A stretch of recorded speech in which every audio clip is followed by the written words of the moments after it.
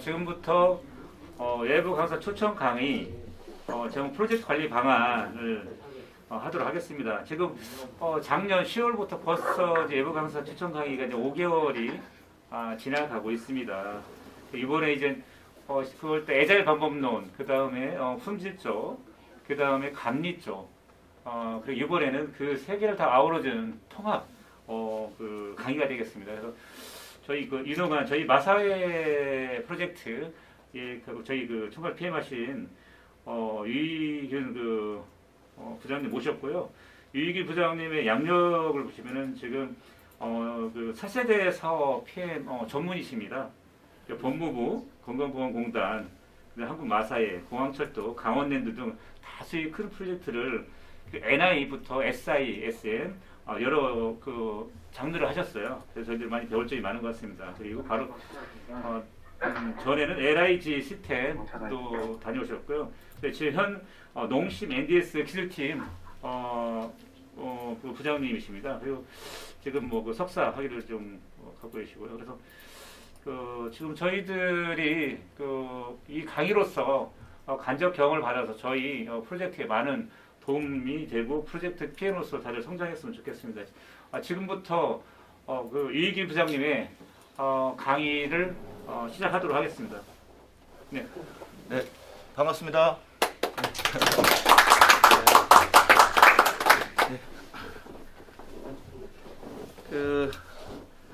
제가 사실 지금 제 소개를 간단히 해주셨는데요.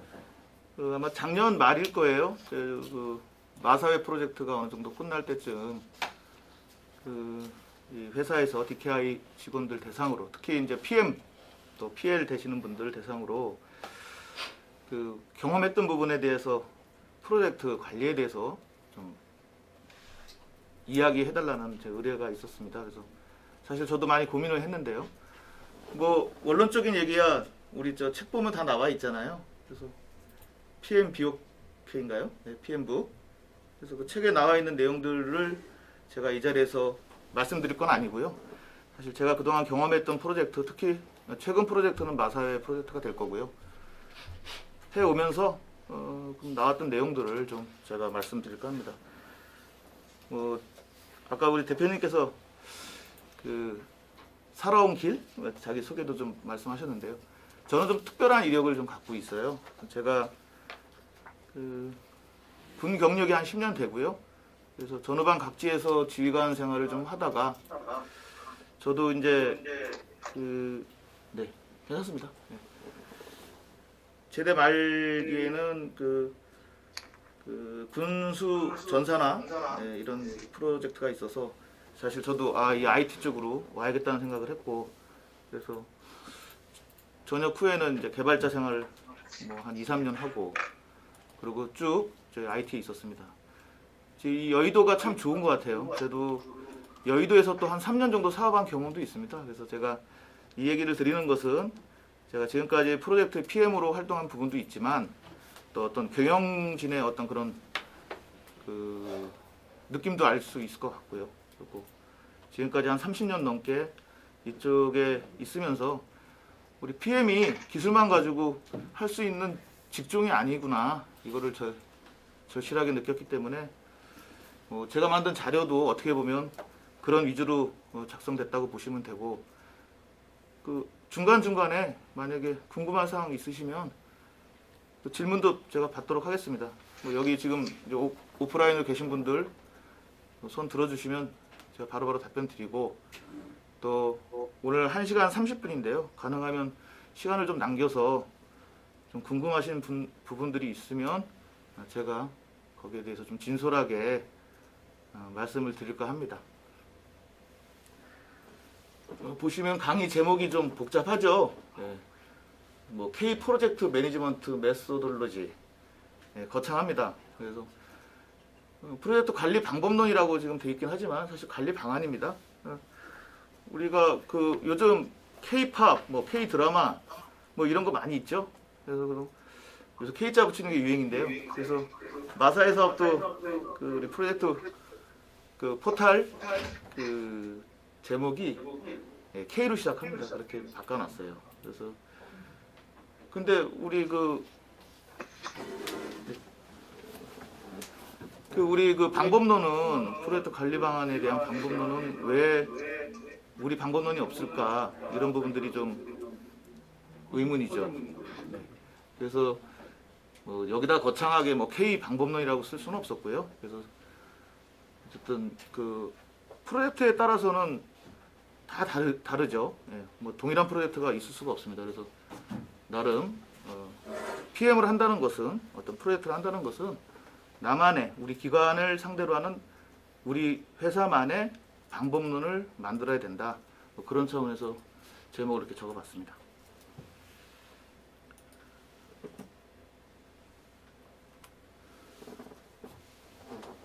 오늘 그 교육 내용은 사실 공공 SI 사업, 여기 공공이라고 제가 표현을 했지만 이게 공공에만 해당되는 사항은 아니고요. 뭐 민간 또 금융도 마찬가지일 것 같습니다.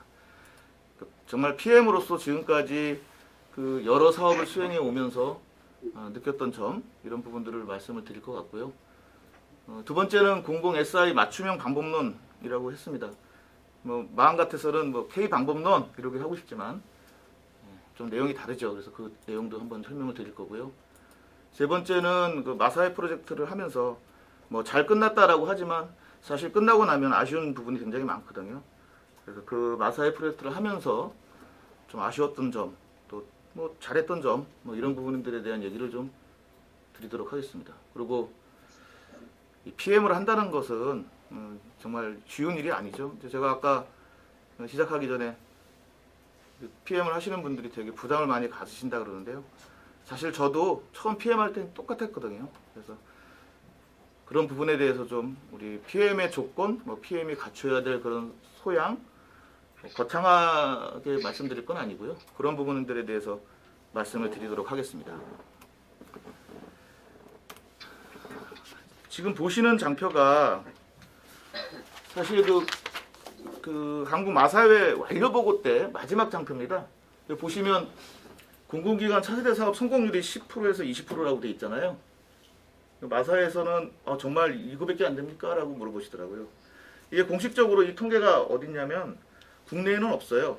이게 아마 외국 어디 사이트에 한번 기재되는데 약 1-20%이 정도 됩니다. 그리고 사실 공공기관 사업이라는 게 이제 끝나게 되면 사업은 검수를 해주고 그 대신 너희 남아서 3개월 더 해줘, 6개월 더 해줘, 이런 부분들이 거의 대부분이에요. 차세대는. 그래서 그 마사회를 상대로 이렇게 얘기를 했던 것은 이 어려운 사업을 잘 끝냈다라는 차원에서 이런 얘기를 했던 거고요. 그 다음에 아래에 보시면 좋은 프로그램을 만드는 게 아니고 만들어가는 거라고 지금 해놨습니다. 그래서 아무리 좋은 프로그램을 만들어줘도 기존에 쓰던 프로그램을 바꿀 때는 거기서 보는 그 부담감이 되게 크거든요. 거부 반응이. 그래서 사용을 제대로 안 하게 됩니다. 그러다 보면은 야 이거 만들어놨는데 이거 제대로 못 쓰겠어. 이런 얘기가 나오고 결국은 과거에 자기들이 쓰던 대로 다시 회귀를 하는 현상들이 많이 발생을 해요. 그래서 그러지 마시라고 좀 완곡하게 완료보고 때 표현한 부분입니다. 어쨌든 저희가 한국 마사회 사업은 정말 어려운 사업을 3개사 컨설을 해서 잘 끝낼 수 있게 되었습니다. 그래서 그런 부분을 적었고요. 정말 공공사업은 특히 이 대형 SI 사업들은 성공하기 힘들다. 그 부분을 말씀을 먼저 드리겠습니다. 그러면 정말 그동안 여러 프로젝트들이 많이 있는데 정말 대부분 성공을 했는가? 제가 직접 경험한 부분들이거든요. 그래서 뭐 제가 경험했다고 해서 제가 저렇게 사업들을 다 말아먹었다. 이게 그 부분은 아니고요. 제가 이제 옆에서 보고 들었던 사업들입니다. 뭐 지금 뭐 동영상도 찍고 있기 때문에 제가 여기서 해당 기관의 이름을 거론할 수는 없고요. 보시면 맨 좌측에 땡땡 공단, 저 사업이 한 5년 전에 차세대 사업인데요. 제가 알고 있기로는 한 60억 정도 적자를 봤습니다. 아마 사업은 완료를 시켜주고 잔류로 한 6개월 이상을 했던 거로 기억하고요.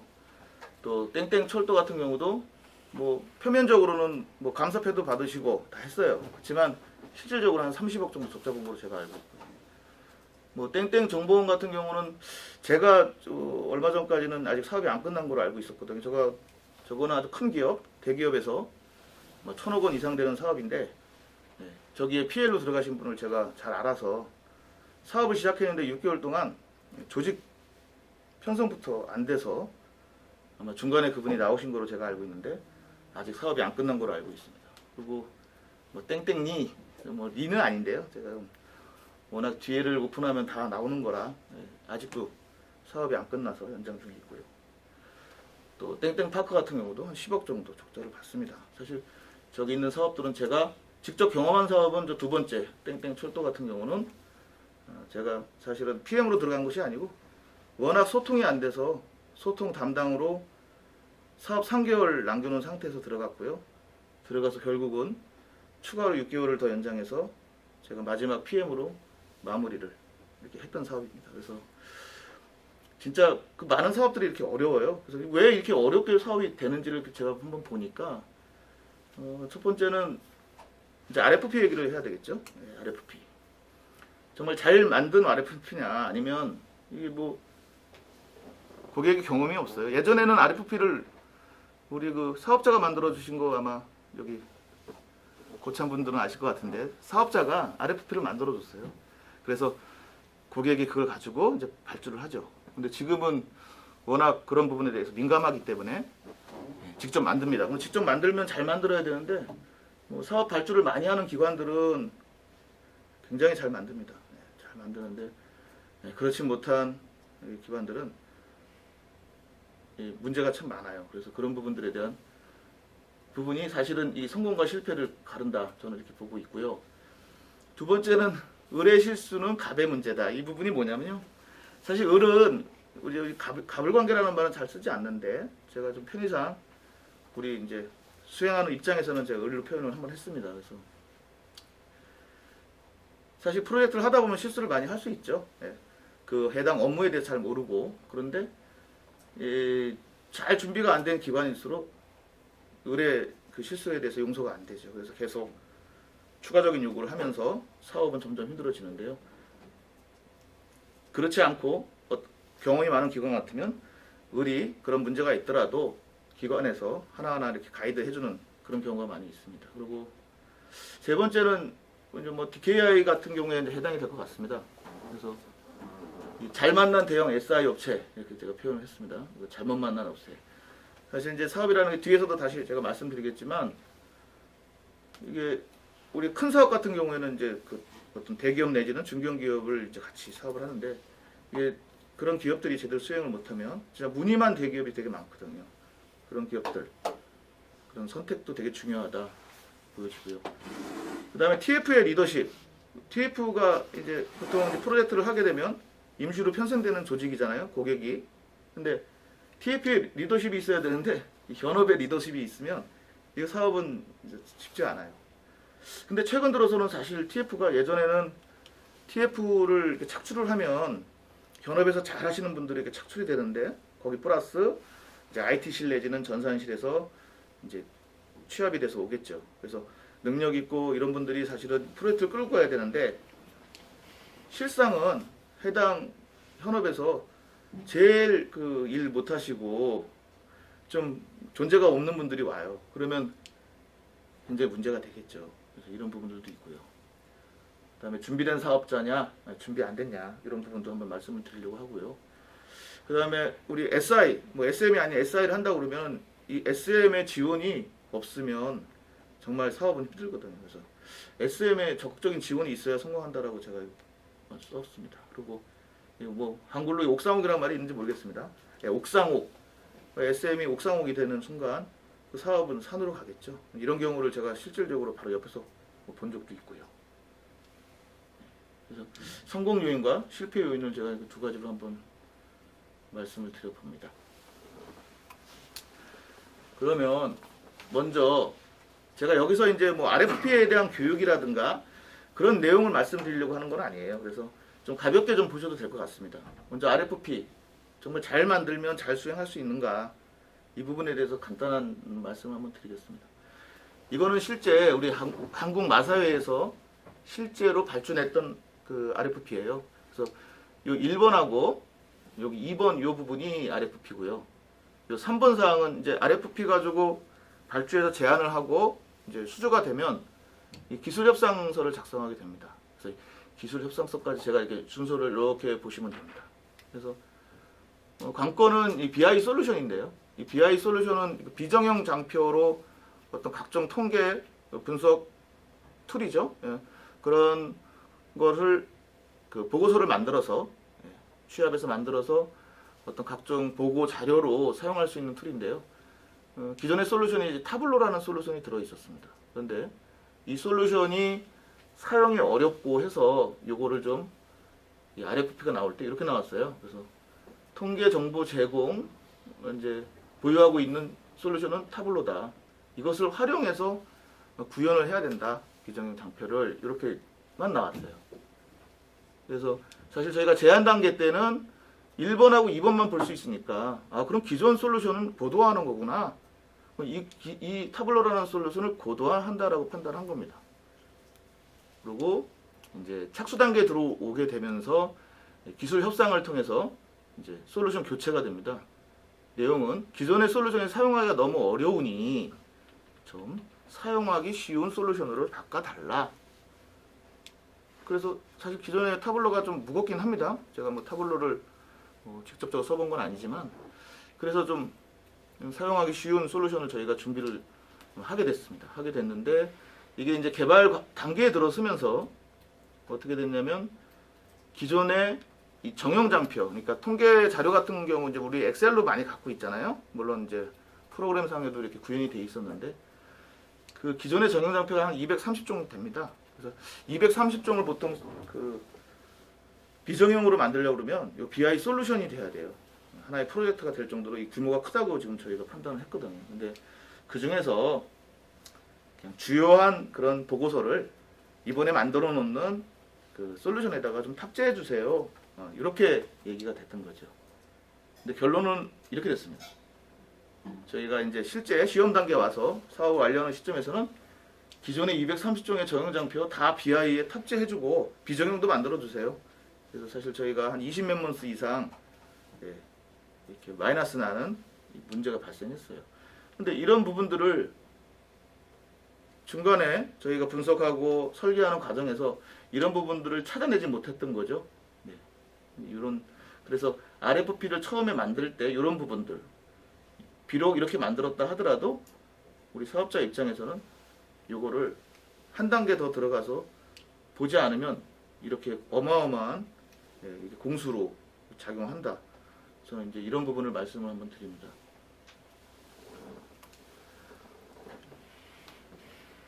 이 부분도 이제 RFP 얘기입니다. 보시면 왼쪽에 뭐 같으세요? 이게 보면 이 사업은 이제 마사회의 경마 시스템을 이제 고도화시키는 사업이에요.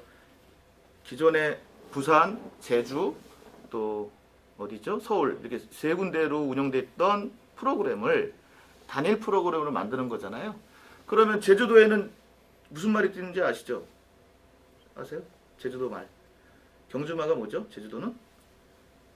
네, 쪼락말이죠. 예. 그 서울하고 부산은 저기 더 러브레종이라고 늘씬한 말이 있습니다. 그럼 말이 다르니까 당연히 그 관리 그 프로세서나 이런 것들이 조금씩 달랐을 거 아니에요. 근데 너무 제가 이제 저 마사의 고객을 좀 이렇게 밑으로 내리는 것 같은데 그건 좀 아니고요. 그 고객이 잘 모르니까 어떻게 보면 뭐 조회, 수정, 삭제 그 프로그램에 대한 내용을 그대로 이렇게 좀 작성을 했어요. 그러면 저희가 사실은 이것이 필요한 것이 아니고 이런 과정을 세 개의 시스템에서 이렇게 돼 있는 것을 어떻게 통합할 거니, 그죠? 어떻게 통합할 거냐는 그런 부분으로 이 절차에 대한 정의 같은 게 내려져야 되는데 그냥 이렇게만 등록이 된 겁니다.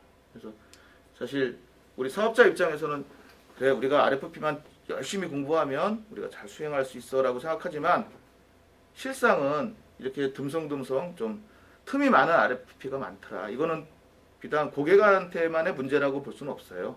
네. 그럴 수밖에 없는 짧은 시간에 이런 걸 만들려면 그렇겠죠. 그래서 제가 말씀드리고 싶은 것은 RFP 내용 가지고 공부하는 것도 중요하지만 이 내용, 이 이면에 있는 것을 좀 봐야 된다. 저는 이제 이 부분이 제일 중요하지 않을까라고 제가 이렇게 한번 말씀을 드립니다.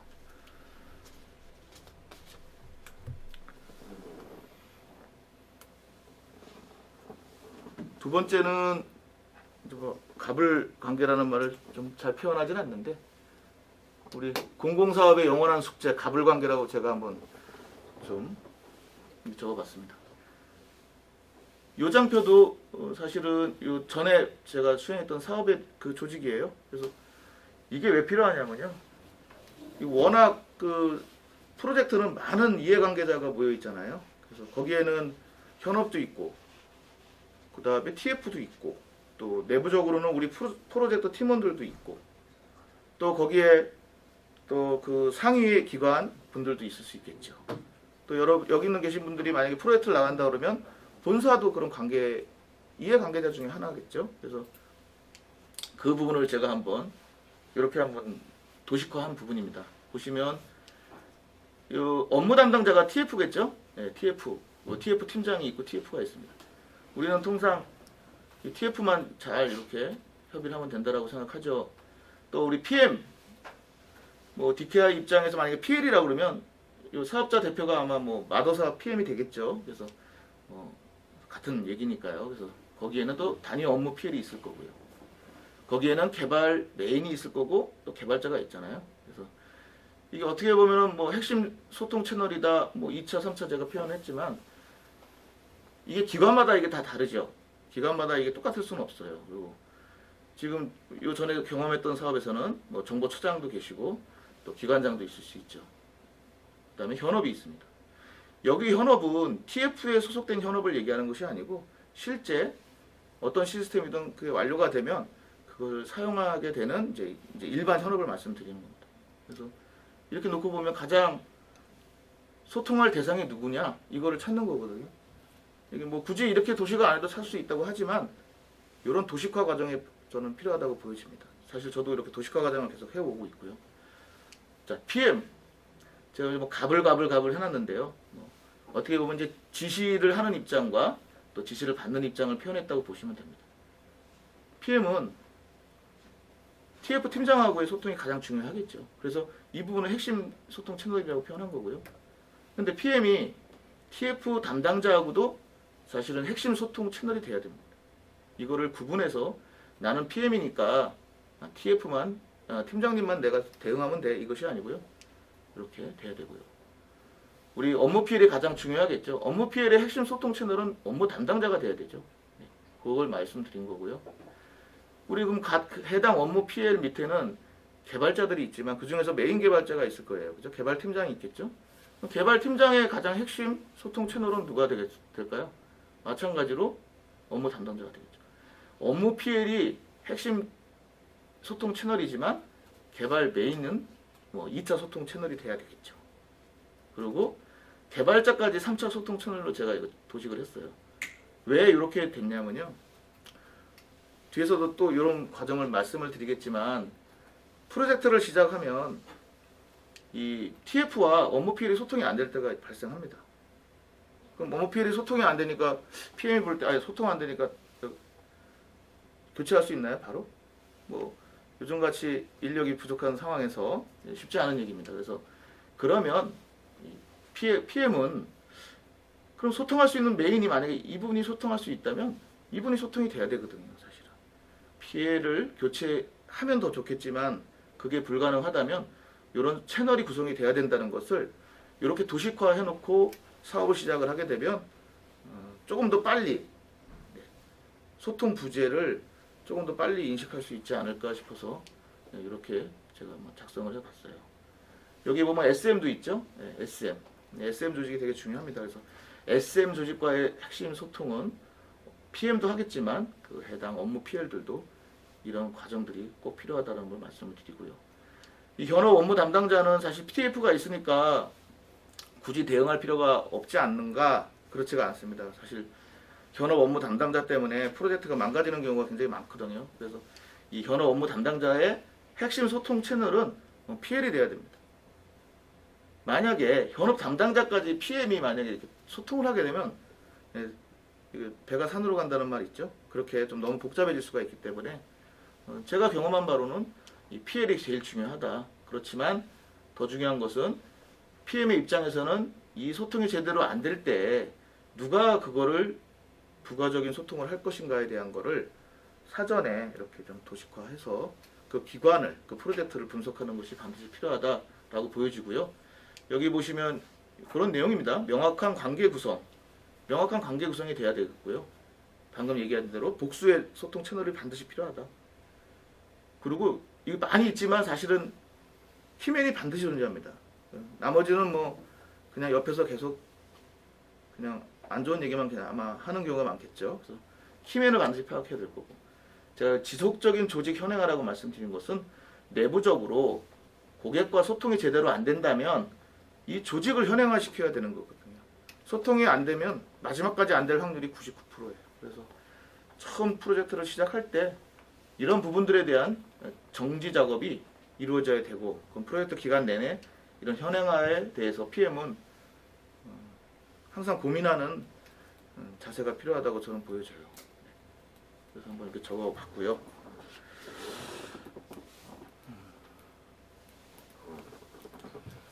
네, 세 번째는 그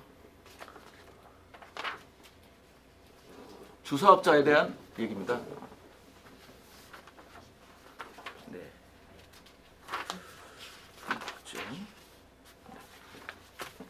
우리가 사업을 볼 때 이제 사업 유형이 크게는 세 가지로 있다고 저는 보여집니다. 우리 이제 DKI 입장에서는 제가 판단을 해보면 아마 주사업자를 컨택하는 경우도 있을 거고요. 거의 대부분 아마 독자 수주하는 경우가 많을 것 같아요. 그래서 그렇지만 어떤 경우에 따라서 영업에 따라서는 주사업자를 지원하는 경우도 발생할 수가 있거든요. 만약에 저희가 작년에 했던 2년 동안 했던 마사회 사업 같은 경우는 어떤 거가 되겠죠? 원래는 주사업자 컨택은 아니었잖아요. 그죠? 같이 사업을 하는 거였어요. 그래서 근데 굳이 주사업자의 컨택과 주사업자 지원이라고 제가 구분한 이유가 사실은 제가 아까 처음에도 말씀드렸지만 그 주사업자의 역량에 따라서 그 프로젝트가 그 굉장히 많이 좌지우지되는 걸 많이 경험을 해서 말씀을 드립니다. 그래서 만약에 주사업자를 컨택하는 사업이라면 어떻게 보면 부사업자인 DKI가 전체 사업을 주도하는 경우가 되겠죠. 이런 경우에는 전체 사업을 주도할 수 있는 역량이 되는지를 내부적으로 판단을 잘 하셔야 된다. 이런 얘기를 제가 드리고 싶고요.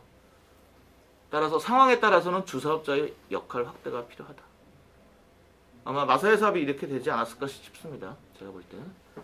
두 번째는 이제 주사업자를 지원하는 사업이 또 많이 발생합니다. 그래서 그러면 우리가 DKI 입장에서는 부사업자니까 우리가 맡고 있는 업무만 잘 끝내면 우리는 문제 없어, 잘 끝날 거야. 그렇지가 않습니다. 그래서 사실 프로젝트를 이렇게 두 분 무자르듯이 이렇게 딱 나눌 수가 없잖아요.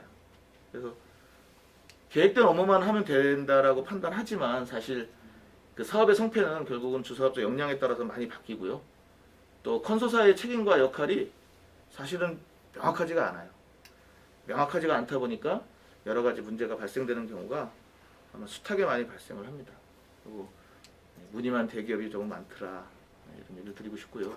그리고 독자 수주를 한다 하더라도 이와 같은 내용들이 다 아울러서 해야 됩니다. 독자 수주를 해도 하도급사가 있기 마련이죠. 요즘 뭐 인력들을 다 또 가지고 있을 수는 없으니까.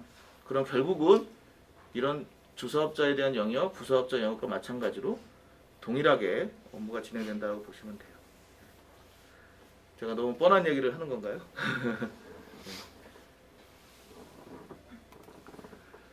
네 번째는 TF와 현업 얘기 좀 드릴게요.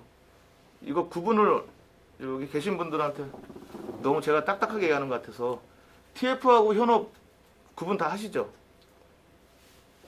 다 하세요? 모를 수 있어요. 모를 수 있어요? TF는 태스크. PM, 우리 PM 하시는 분이 누구죠? PM? 지금 다 온라인에 계신가요?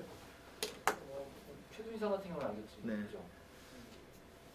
제가 앞에서도 잠깐 말씀드렸지만 TF가 사실은 제일 중요한데 제가 여기서 언급했지만 이 업무 전문가를 사업 기관의 업무 담당자로 편성해야 되지만 그렇지 않은 경우가 많다는 거예요.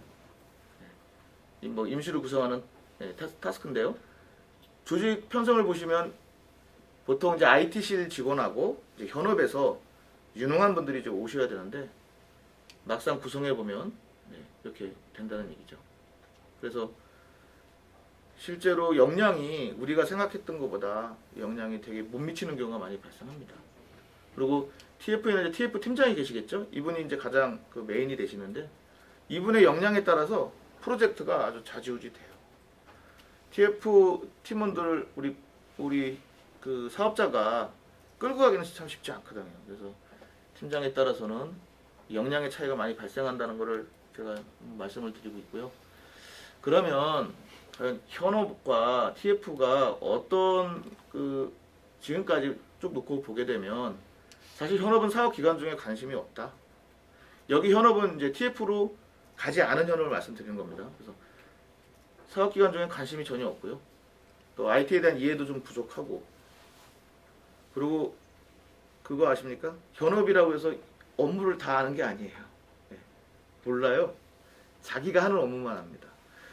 저희는 이제 사업 분석 수주를 하기 위해서 제안을 하잖아요. 분석을 하면 그래도 뭐 겉핥기 식으로라도 저희가 이제 업무를 쫙 파악을 하게 되죠. 근데 깊이 있게는 알지만 이 전체적인 사업에 대해서 현업이 많이 알지 못합니다. 그리고 이제 문서로는 이제 이해도가 좀 떨어지고요. TF 같은 경우는 마찬가지입니다. 전체 사업을 알지도 못하고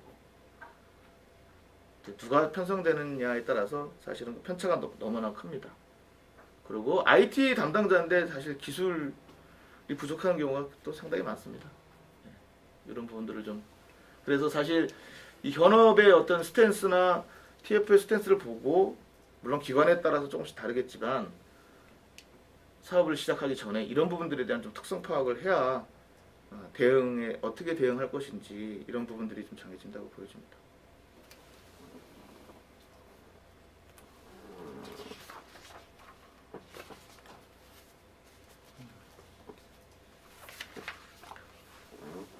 다음은 준비된 사업자, 준비되지 않은 사업자. 이제 이거를 제가 한번 작성했는데요. 우리가 이제 사업을 들어가게 되면 이제 사전 영업이라는 부분이 있고요.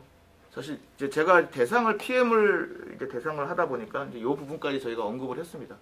아셔두는 것도 좋아요. 그래서 사전 영업이 있고요. 이제 제안팀이 구성이 됩니다. 수주하기 전이니까요. 그리고 이제 개발 인력 확보. 이 세 가지로 제가 한번 구분을 해봤는데요. 우선 제일 중요한 게 예산 검토겠죠. 예산 검토는 됐는지. 우리 RFP 나오기 전에 ISP를 보통 통상 먼저 합니다. 우리 RFI라는 게 있는데요. 예전에는 RFP는 뭐냐면 이제 제안 요청서잖아요. 그래서 예전에는 뭐 사업자가 쓰는 경우도 있지만 요즘은 다 기관에서 작성합니다. 그럼 그 RFP를 작성하기 위해 우리 같은 기업한테 요청을 합니다. 어떠어떠한 게 우리가 필요하니 제안해 달라. 그게 RFI라고 보시면 되고요. 그거 전에 뭐 보통 이제 큰 사업 같은 경우는 이제 ISP 사업을 합니다. 통상 이제 감리나 컨설팅 업체를 대상으로 이제 어떤 사업에 대한 전체적인 전략, 계획을 잡게 되죠. 주로 이 부분들은 이제 우리 펑션 포인트, 이제 예산을 잡기 위해서 하는 작업들인데요. 그러면 우리 사업자 입장에서는 RFP 보고 사업을 들어가는 것이 아니고요. 이런 사전에 이런 정지 작업을 하고 있는 이런 내용부터 PM이라면 미리 파악을 하셔야 된다. 그래야 전체적인 사업이 어떤 흐름으로 가고 어떤 목표로 흘러가는지를 알 수가 있습니다. 이 부분이 굉장히 중요하고요. 이 발주처에 따라서 사업의 흥망성쇠가 많이 좌우되는 경우가 많습니다. 그래서 제가 경험을 한 바로 보시면 사고 나는 기관은 항상 사고가 납니다. 우리 PM 하시는 분들 아마 아실 거예요. 또 힘든 기관은 굉장히 힘들어요. 근데 사고 안 나죠. 그냥 사업자 다 힘들게 끝납니다. 사업들이. 그 기관마다 그런 이제 좀 편차가 좀 있는데 사업을 많이 한 기관 같은 경우는 경험이 많으니까 뭐 사고는 나지 않지만 사업자가 굉장히 힘들 거고요. 경험이 굉장히 없는 우리 기관 같으면 사고 같은 건 안 나지만 마지막에 대형 사고가 나죠. 사업이 제대로 돌아가지 않아서. 그래서 발주처에 대한 검토가 사실은 굉장히 중요하다. 그리고 뭐 사전 미팅 여부, 또 주부 사업자에 대한 이런 부분, 뭐 수학 분석, 뭐 이거는 뭐 아마 뭐 회사에서는 다 하잖아요. 뭐 보통 비교 평가를 하니까 평가 방식, 뭐 자체 평가인지 조달 평가인지 이런 부분도 굉장히 중요하잖아요. 이런 부분들에 대한 것을 사전에 분석을 하고 있어야 된다라고 보여지고요.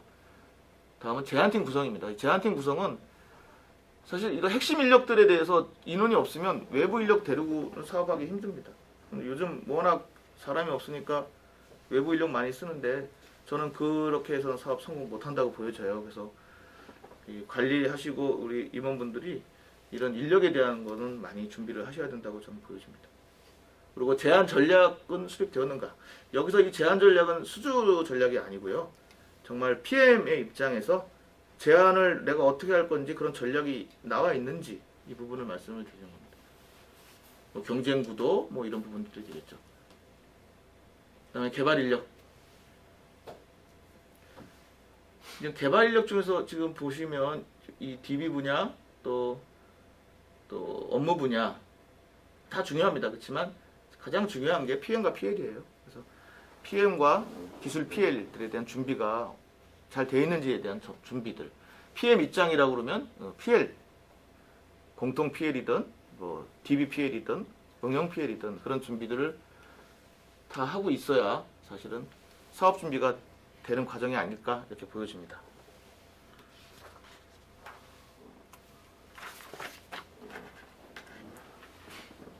그다음에 SM 얘기 좀 하겠습니다. 사실 SM 사업자가 되게 중요하거든요. 사실 우리 기관에 들어가면 현업, 제가 아까 앞에서 현업이 정통적이지 않다 업무에, 또 TF도 기술이 그렇게 높지가 않다. 가장 기술과 그 경험이 많은 사람들이 바로 이 사람들입니다. SM. SM은 한 보통 기관 따라 뭐 20, 30명 내지는 3, 40명이 돼 있죠. 그래서 이분들이 해당 업무 파트, 또 뭐 DB면 DB 파트, 또 서버면 서버 파트를 다 갖고 계시거든. 그리고 한 기관에 보통 길게는 20년, 짧아도 몇 년 이상 있었던 분들이에요. 그래서 사실 이분들이 가장 중요하다. 근데 우리가 통상 이거 많이 놓치거든요. 그거 아세요? SM은 기본적으로 SI에 협조적이지 않아요. 그런 경험 많이 하셨을 거예요. 저도 제가 과거에 SM을 PM을 한 2년 했는데요. SI 사업자 오면요, 이렇게 상대를 안 했어요. 니들이 뭘 알아? 이렇게. 그게 인간의 심리잖아요. 그래서 기본적으로 도와주지 않아요. 근데 문제는 모든 리스크가 여기서 나옵니다. 특히 우리가 이제 큰 사업을 하게 되면 뭐 인프라 같은 경우는 사실 분리발주 때문에 별도로 한다거나 아니면 예산이 부족해서 이번엔 프로그램만 만들어 우리가 기존에 가지고 있는 인프라 장비 가지고 여기다 올려줘 이렇게 얘기를 하죠. 인프라 장비가 상태가 좋을지 안 좋을지 모르잖아요. 엄청난 리스크가 숨어 있어요. 근데 우리는 모르죠. 단기간에 분석해서 알 수 있는 부분이 아닙니다. 또 SM이 겨우겨우 시스템이 돌아가게 살려놓는 경우도 많아요. 특히 DB 부분은. 이런 거에 대한 부분이 있기 때문에 정말 SM하고 친해지지 않으면, 좋은 관계 맺지 않으면 사업이 너무 어려워집니다. 그래서 실제 제가 앞에서 그 조직도에도 지금 SM 얘기는 했지만 제가 볼 때 좀 제일 중요한 부분 중에 하나가 SM과 소통을 잘 해야 된다. 이건 PM의 입장에서는 이건 첫 번째 과제일 수도 있어요. 이런 부분 말씀드리고요. 더 적극적으로 대우해 줄 필요가 있고요. 특히 우리 팀원 대하듯이 SM 인력들을 대해 주셔야 됩니다. PM 입장에서는. 이게 무척 중요하다고 보여져서 제가 한번 작성을 해봤습니다. 너무 시간이 많이 흐르니까 제가 조금 빨리 할게요. 자, 제가 이 시간에 여기서 프로젝트 방법론에 대해서 말씀드릴 건 아니에요. 그건 아니고요. 제가 알기로는 작년 10월인가요? 예, 애자일에 대해서 교육을 하셨다고 하더라고요. 저는 요거는 참고로 보시면 될 것 같고요. 제가 드리고 싶은 말씀은 우리가 그동안 정통 방법론을 많이 씁니다. 특히 대형 시스템은 그 정보공학 방법론을 많이 쓰죠. 그리고 좀 더 크게 보면은 방법론에는 각각 서브 방법론이 있어요. 뭐 예를 들면은 데이터베이스 어떻게 구축할 거냐, 데이터베이스 구축 방법론이 따로 있고요. 그 다음에 또 뭐가 있죠? 또 인프라 구축 사업이라고 그러면 인프라 구축 방법론, 이렇게 또 사업관리 방법은 또 따로 있잖아요. 그래서 이 큰 방법론 안에는 그렇게 세부적인 방법론을 나눠서 갖고 있는데요. 이 에자일, 사실 저도 에자일 되게 좋아해요. 그래서 어떻게 하면 에자일을 그 정말 이 SI에다 접목시킬 수 있을까 이런 고민 많이 했습니다. 그리고 사실 저도 정말 SI 사업에 에자일 적용해서 성공한 사업을 좀 찾아봤거든요. 제가 좀 영어가 좀 짧아서 해외 원서는 못 찾아보고요. 국내에서도 암만 찾아봐도 그 성공했다는 게 딱 하나 나옵니다. 딱 하나. 근데 그 사업이 뭐냐면 거기 제목은 그래요. 공공 SI 에자일 적용 성공 사례. 그 이름이 무슨 왕자 들어가는 분인데 얼른 서점 가서 사왔어요. 쭉 읽어보니까 그 사업은 SI는 SI인데 서비스 운영에 관련된 SI입니다. 그래서 어떤 걸 만들어내는데 계속 반복적으로 만들어서 고도화시킬 수 있는 사업이었거든요. 그건 아니잖아요.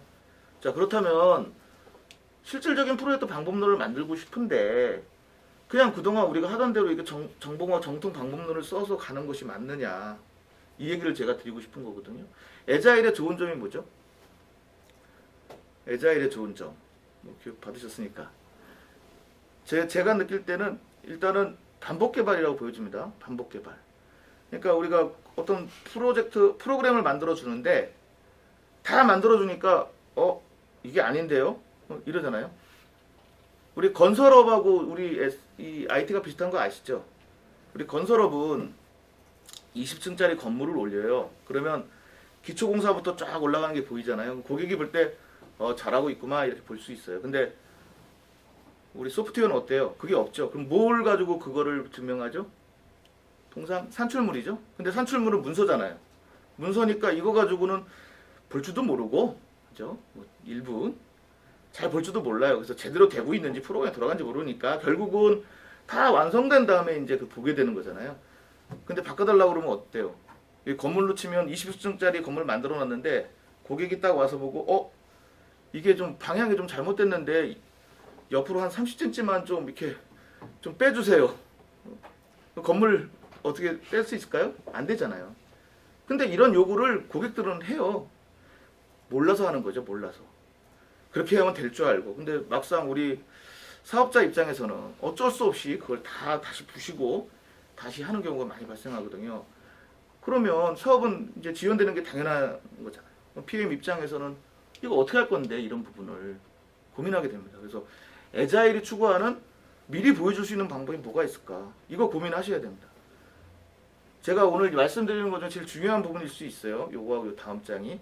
이거 어떻게 적용할 거냐? 그죠? 반복 개발이 있고요. 또 뭐가 중요하죠? 소통. 소통 중요하잖아요. 근데 우리 소통이 그냥 나와 당신이 서로 얘기하면 소통이 되나요? 이게 소통이 아니잖아요.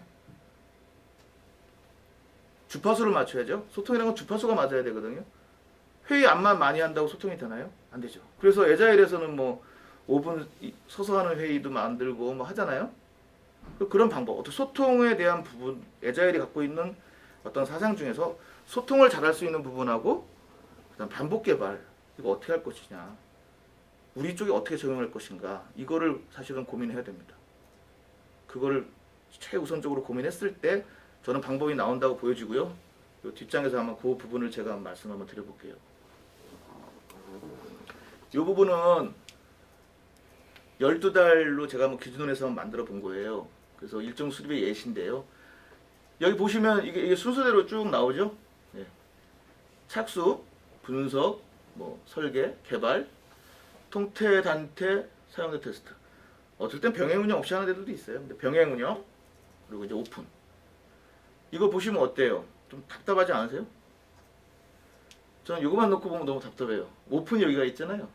보통 12월에 사업이 완료인데 이제 11월 한 중순 이게 오픈을 합니다. 아까 말씀드린 대로 건물 잘못 올려서 옆으로 30cm 밀어달라 그러면 어떡하죠 이거? 지연되겠죠? 이거 뭐 RFP 이렇게 나왔잖아요. 얘기할 수 있을까요? 쉽지 않은 얘기거든요. 그래서 이거 어떡하냐 이거죠. 그럼 요거를 알 수 있는 방법이 뭐가 있을까요? 먼저 착수 단계부터 말씀드리면 12달짜리 사업에 착수를 보통 한 달 하더라고요. 왠지 아세요? PM이 착수보고회 준비하느라고 그렇습니다. PM 착수보고 준비하느라고 1년에 한 달 이상을 까먹어요. 뭐 착수보고회 일정이 2월로 잡히면 그때까지 일 제대로 안 돌아가요. 절대 그래서는 안 되죠. 착수라는 것은 사업을 처음 분석을 우리가 어떻게 할 건지부터 여러 가지를 준비할 게 꽤 많습니다. 그래서 12달짜리 사업이면요. 착수는 이것도 좀 길어요. 보름 안에 해야 됩니다. 쉽지 않죠. 왜냐하면 만약에 사업장을 만들려고 그러면 요 땅에도 계약도 해야죠. 이런 부분 되게 많죠. 그런 것들은 사전에 준비를 해서 관리직에서 준비를 해갖고 바로 스타트해서 보름 안에 모든 준비가 끝나야 돼요. 그러고 나서 분석이 들어가야 된다고 좀 보여지고요. 이런 기간이라면 그렇습니다. 자, 분석과 설계가 있는데요. 이 분석도 사실은 분석 설계 우리가 길게 한다고 제대로 분석이 되고 설계가 되나요? 그렇지 않죠. 그래서 분석 설계를 좀 나눠서 할 필요가 있다. 그래서 우선 급한 것들, 빨리 보여줄 수 있는 부분들에 대해서 분석을 하고 빨리 설계를 해서 이 기간을 줄여나가자. 그래서 2차는 좀 더 디테일한 분석 설계가 될 거잖아요. 그래서 그런 부분을 말씀드린 거고, 개발 또한 12달 사업이군요. 그 전체 기간의 50% 이내 개발을 끝내야 됩니다. 만약에 2년짜리 사업이면은 12개월에 끝내야죠. 사실 마사회도 이렇게 계획했지만 이게 안 됐거든요. 그 이유를 제가 뭐 이따 다시 말씀드리겠지만 반드시 필요하다고 좀 보여지고요. 단위 테스트는 어때요? 우리끼리 단위 테스트 한다고 PM 하신 분들 경험 있지만 그거 다 효과가 있나요? 단위 테스트가 아니라 그냥 뭐 등록 수정 삭제 그 버튼 어떻게 돼 있고 뭐 프로그램도 안 올라오잖아요 제대로. 아주 연동이나 이런 DB가 안 돼 있으니까 사실 의미가 거의 없어요. 그래서 저는 이 개발 끝나기 전에 단위 테스트까지는 개발자가 이걸 끝내줘야 된다는 걸 말씀드리고 싶은 거고요. 통태는 시나리오 중심으로 돼야 되겠다. 통태가 여러 가지 시스템들을 다 모아서 연계되는 부분부터 다 보여지는 거지만 이런 부분들이 어떻게 연계할래? 어떤 식으로 데이터가 흘러가지? 이런 부분들에 대한 구체적인 시나리오 없으면 이게 또 다시 다 뒤집어지는 결과가 되더라고요. 그리고 기간도 줄여야 됩니다. 저는 그렇게 생각해요. 그리고 늘려야 될 기간은 사용자 테스트, 병행 운영인데요. 사용자 테스트 해도 안 해요. 이게 우리 자꾸 이런 얘기해서 그렇지만 고객을 막 끌어다가 하시오 그러면 뭘 준비가 안 되는데 뭘 어떻게 합니까? 데이터가 안 맞는데 어떻게 합니까? 이러죠. 당연히 사용자 테스트 기간에 데이터 다 맞나요? 안 맞잖아요. 우리가 가공한 데이터를 갖고 하는데 고객들은 그게 중요한 게 아니라 내가 원하는 답이 이건데 1300인데 1300 안 나오지 않냐 이렇게 얘기. 아 그거는요. 지금 시스템 준비가 이러쿵저러쿵 얘기해봐야 고객은 이해를 못하죠. 그러면 답은 뭘까? 예. 이 병행 운영 늘리는 수밖에 없잖아요. 근데 병행 운영 늘리는 게 쉽지가 않습니다.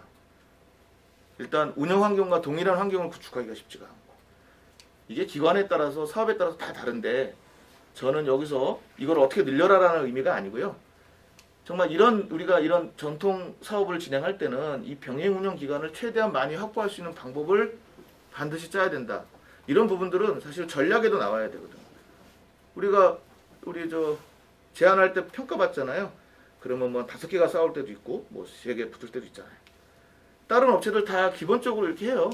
전통 방법론 메소드 1 자기 회사 이름 걸고 무슨 개발 방법론 해서 이렇게 씁니다. 그렇지만 이런 실질적으로 안 되는 거거든요. 이런 게.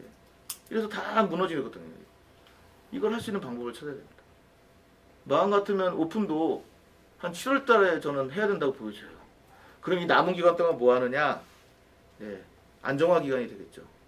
그럼 어떤 문제가 생기죠? 안정화 기간에 만약에 정말 오픈을 했어요.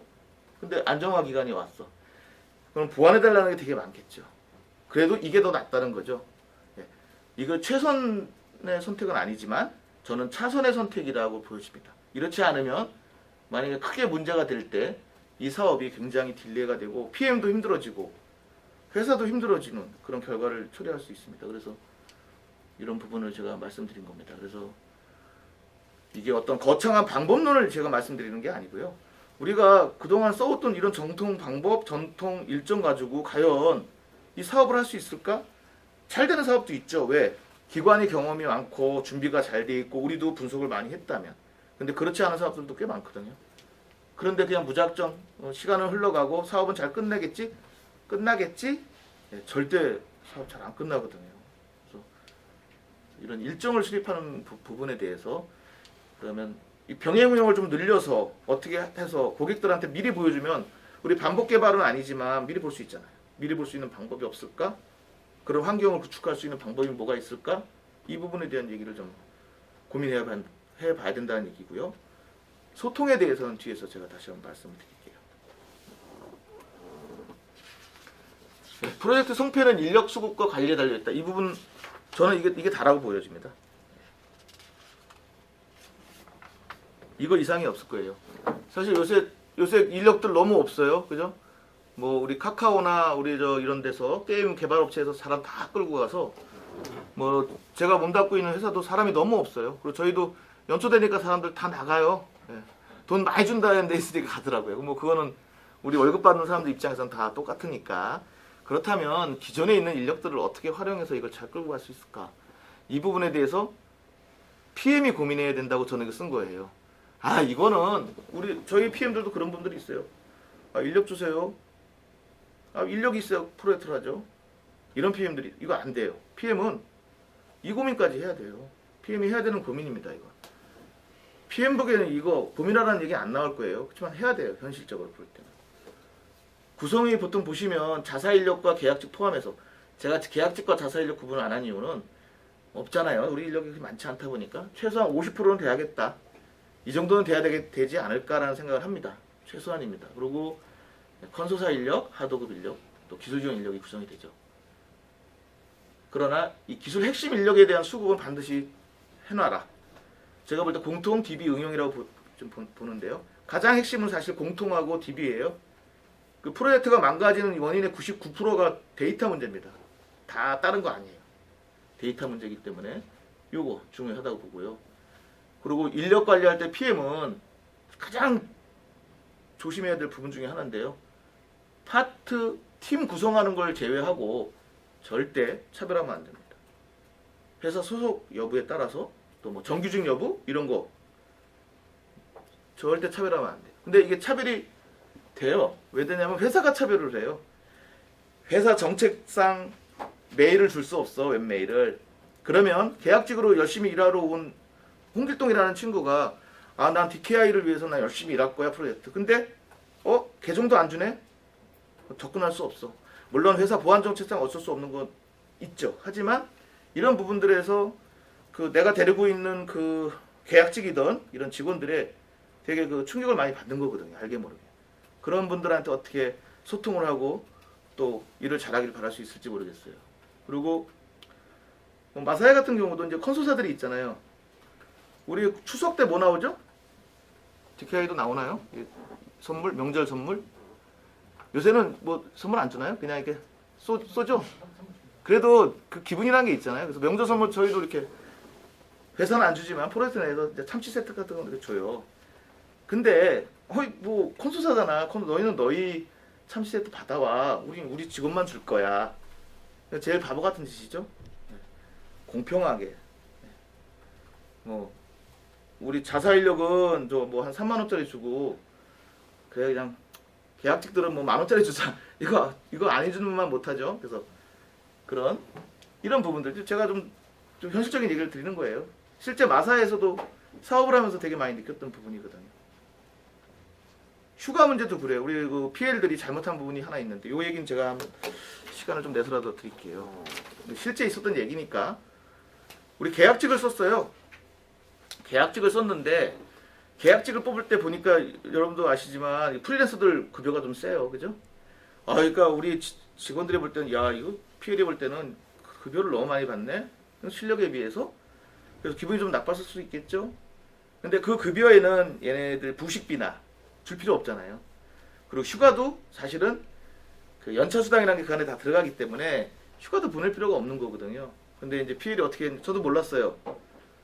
휴가 못 간다. 당신은 휴가비가 이미 거기 책정돼 있으니 휴가를 가려면 돈을 까야 된다. 그래가지고 결국은 그 중요 인력이었는데 그 직원이 그나마 저하고 이제 이렇게 뭐 식사 자리 이런 게 있어서 제가 그걸 사전에 발견을 했어요. 근데 결국 그 직원이 중간에 그만둘 수밖에 없는, 즉 완전 소통 부재고 관리 미흡이죠. 저도 뭐 다 제가 관리할 수 없다 보니까 그런 부분이 생겼는데, 여기서 말씀드리고 싶은 것은 어쨌든 차별하지 말아라. 이거는 굉장히 중요합니다. PM의 1번 덕목 중에 하나예요. 이건 반드시. 그리고 뭐 이제 뭐 파트별 협업체라든가, 여기서 같은 얘기죠. 인력 교체 요인이 기술이 모자라서 교체되는 경우보다 인간관계에 문제가 돼서 교체되는 경우가 거의 대부분이에요. 단지 교체를 의뢰하는데, 아, 이 사람은 인간성이 나빠서 교체합니다, 이 말할 수 없잖아요. 어떻게 얘기하죠? 아, 기술이 부족해요, 너무 몰라요, 이렇게 얘기하죠. 근데 사실 엄밀히 보면 서로 관계가 틀어진 거예요. 그러니 당연히 일하기 싫겠죠. 사람도 구하기 힘든데 그런 경우가 발생하면 안 되기 때문에, 특히 이제 요즘 최근의 사업들은 PM이 이런 인력 수급 문제가 어려운 만큼 인력 관리에 대해서는 굉장히 신경 많이 써야 된다, 이 얘기를 드리고 싶네요. 뭐 의사소통에 대한 부분인데요. 이 부분은 사실 대상이 굉장히 많다는 걸 말씀드리고 싶어요. 이렇게 많아요. 네. PM은 아까 제가 그 조직도를 그리면서도 말씀드렸지만 대상이 이렇게 많다. 그래서 이런 많은 대상들을 다, 이 부분은 사실 이해관계자 관리에 나오잖아요. 책에도 나온 얘기지만 도출할 필요가 있고요. 이 상시 소통 채널에 대해서만 제가 한번 말씀을 드려볼게요. 여기 보면 그냥 일일 조회, 프로젝트 조회, 뭐 주간 월간 뭐고 뭐 별거 없잖아요. 근데 그 우리 소통을 위해서 제가 했던 부분을 하나 말씀을 드릴게요. 그 제가 군 생활을 오래 해서인지 몰라도 이거는 제가 몇 개 기관에서 써먹었던 얘기인데요. 보통 이제 사업장이 떨어져 있잖아요. PM하고 우리 사업 파트는 이제 외곽에 있고, 고객은 보통 이제 이렇게 안쪽에 있잖아요. 그러면 PM이, 우선 PM부터 보면 고객을 만나볼 시간이, 거리가 멀면 사실 일주일에 한 번 보는 거죠. 거리가 가까워도 하루에 한 번? 이슈가 없으면 하루 종일 안 볼 때도 있어요. 그러면 안 되는 거예요. 어떻게 해야 되냐면요, 우리 군대에서 보면 아침에 왜 중대장이 대대장한테 지휘 보고 하잖아요. 9시 5분에 전화합니다. 이거 과하다고 생각하면 안 돼요. 제가 했었어요, 예전부터. 전화해서 프로젝트 이상 없습니다, 이런 얘기는 안 하고요. 예, PM입니다. 예, 말씀드리고, 오늘 뭐 이런 일이 있네요, 이런 일이 있습니다, 요거 간단하게. 그 솔직히 통화하는데 짧으면 10초? 길면은 좀 얘기가 길어지면 한 1, 2분? 얼마 안 해요. 이렇게 합니다. 물리적으로 떠져 있을 때. 그리고 이제 가깝게 있을 때는 아침에 이제 뭐 여기 보면 조회를 하잖아요. 우리끼리 조회를 하면 PL들하고 이제 얘기를 다 끝내고 나면, 뭐 PM도 뭐 다 파악할 수 없으니까 이슈 같은 거 듣고 고객한테 갑니다. 가서 그것도 뭐 자리에 앉아가지고 티타임 정도 되겠죠. 뭐 1, 2분 이렇게 하면 돼요. 근데 사실은 거기서 모든 이슈와 모든 문제가 거기서부터 해결이 돼요. 그게 PM은 그 TF 핵심 책임자하고 소통하는 가장 첫 번째 방법이 아침에 1분이든 2분이든 매일 봐라, 얼굴을. 그 얘기를 제가 드리고 싶어요. 근데 참 어렵죠. 우리 PM님들 이거 이렇게 얘기하면, 아, 이거 어떻게 해야 이러죠. 근데 처음 힘들죠. 하면 돼요.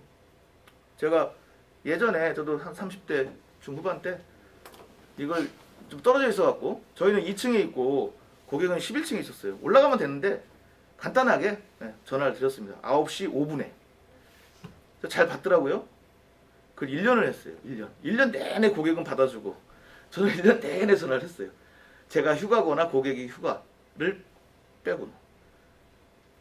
그리고 뭐 마사회 같은 경우는 이제 가깝게 있으니까 뭐 한 10분 거리, 5분 거리니까 아침에 조회를 끝나면 한 9시 10분, 15분 됩니다. 간단하게 조회하니까. 매일 올라가요. 어떨 때는 진짜 보고할 게 없어서요. 안 갈 수는 없잖아요. 보고할 게 없어서 가서 이 손만 들어요. 오늘 별거 없습니다, 이러고 와요. 근데 그게 되게 중요한 거거든요. 왜 중요하냐? 그럼 고객의 신뢰를 얻을 수가 있어요, 거기서. 분명히 아마 PM 나가시면 한번 해보세요. 신기할 거예요. 아, 저 사람 뭐 이렇게 전화를 해갖고 보고를 하지? 왜 이렇게 매일 찾아오지? 고객이 매일 찾아온다고 야, PM 진짜 부담스럽네라고 생각 안 해요. 고객이 제일 부담스러운 PM은 어떤 PM이냐면, 입 다물고 있는 PM, 말 안 하고 이렇게 하고 있는 PM들. 서류만 열심히. 근데 그분들이 일 안 하나요? 우리 PM님들 일 열심히 하잖아요.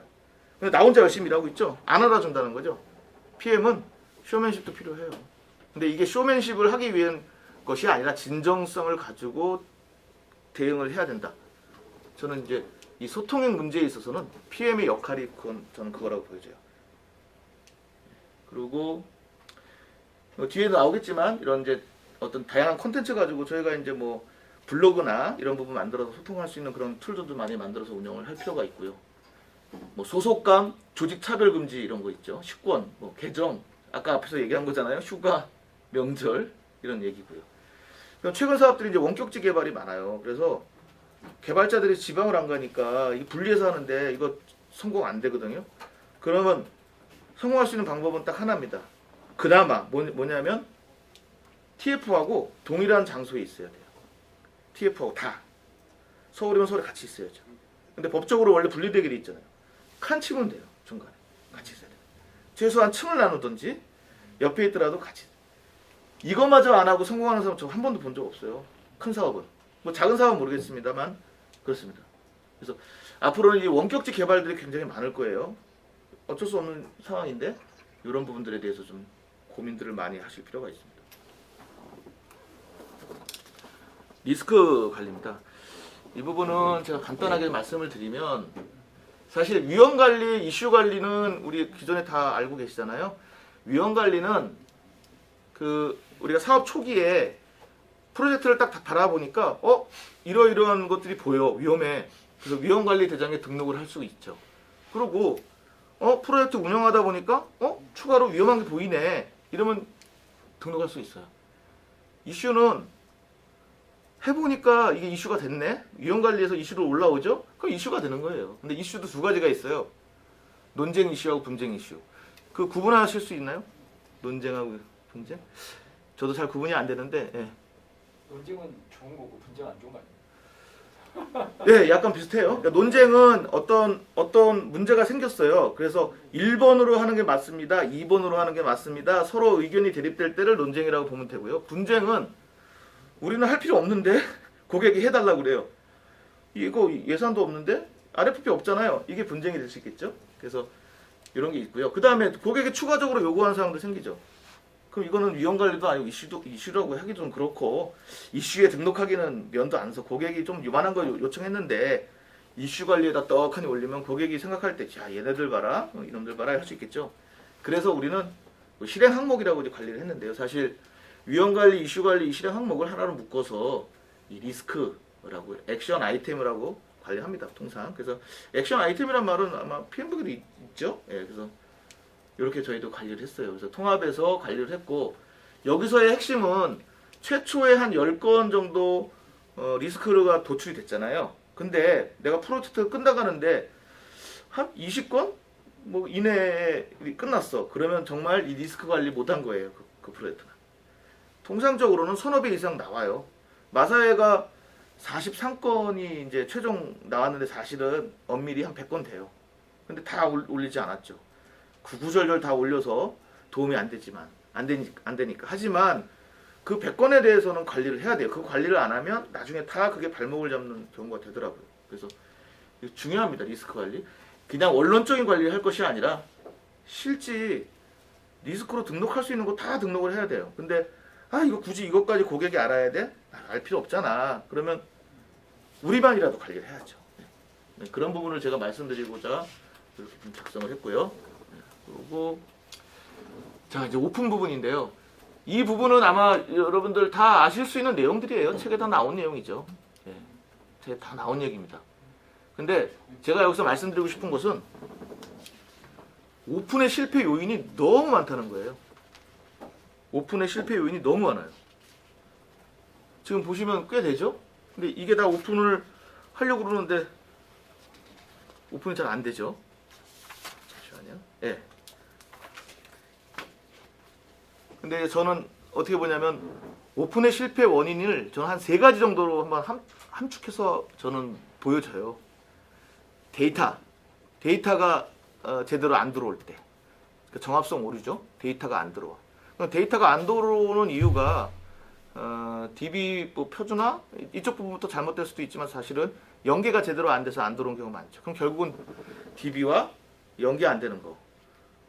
우리가 프로젝트를 하면 전체를 다 하는 것이 아니고 그 기관계 시스템들이 많이 있잖아요. 이런 기관계 시스템과 연동이 안 돼서 연동이 안 되면 뭐 서비스가 안 되는 거잖아요. 그래서 연계 문제, 그 다음에 데이터의 정합성 문제, 그리고 마지막 제일 중요한 게 성능입니다. 성능. 제가 예전에 오픈한 포탈 법무부 포탈인 것 같아요. 약 36,000명이 사용하는 이제 포탈인데 그 이제 그 교도소에 이제 교정직 분들까지 다 쓰니까 아침마다 거기서 메일도 보내고 뭐 하니까 매일 아침에 보는 포탈이에요. 근데 새롭게 오픈했는데 이게 포탈이 안 뜬 거죠. 그래서 한 30분 동안 그 36,000명이 못 쓰고 이제 대기하는 동안에 그 30분이라는 시간을 딱 주고 그 안에 해결 안 되면 이제 롤백이에요. 그래서 식은땀 흘린 경험이 있는데요. 사실 그때 문제가 뭐였냐면 이 와스에 이제 문제가 있었고요. 설정의 문제도 있었지만 그 권한 설정의 문제가 좀 컸었어요. 사실 이번에 마사회에서도 권한 때문에 물론 이제 실제 우리가 오픈했을 땐 그런 일이 없었는데 병행 운영할 때 이 권한이 좀 잘못 그 프로그래밍이 돼서 좀 문제가 된 경우도 있었거든요. 그래서 제가 생각할 때는 뭐 다른 이유들도 많이 있겠지만 이 연계에 대한 부분, 뭐 성능에 대한 이슈, 또 이제 데이터 정합성 그 세 개에 대해서는 좀 많이 좀 챙겨야 된다. PM이 그런 얘기를 좀 드리고 싶네요. 그러면 저희가 이제 마사회 프로젝트를 하면서 과연 우리가 프로젝트를 잘했는가 저는 이제 그 고민을 좀 해봤어요.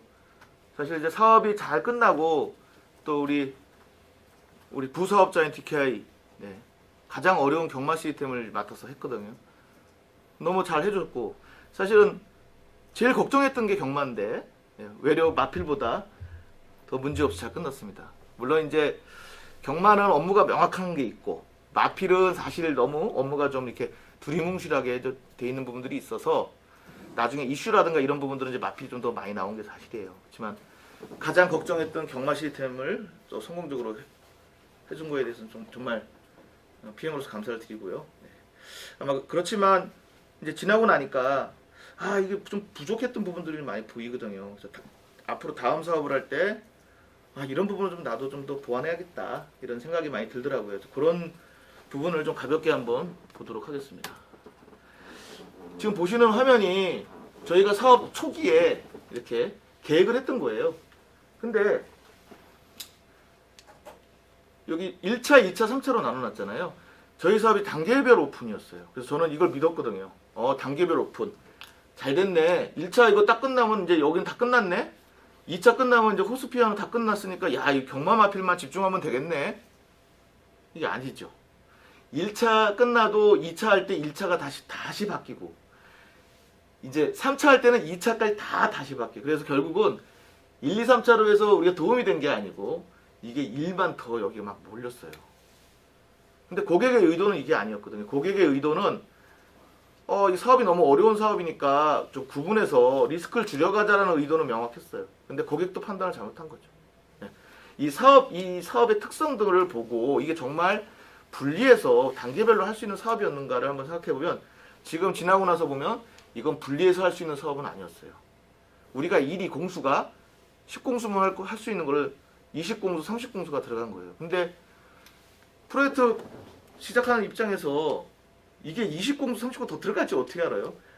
그 제안하면서 분석한 것을 가지고 과연 이게 가능할까? 저는 불가능하다고 보여져요.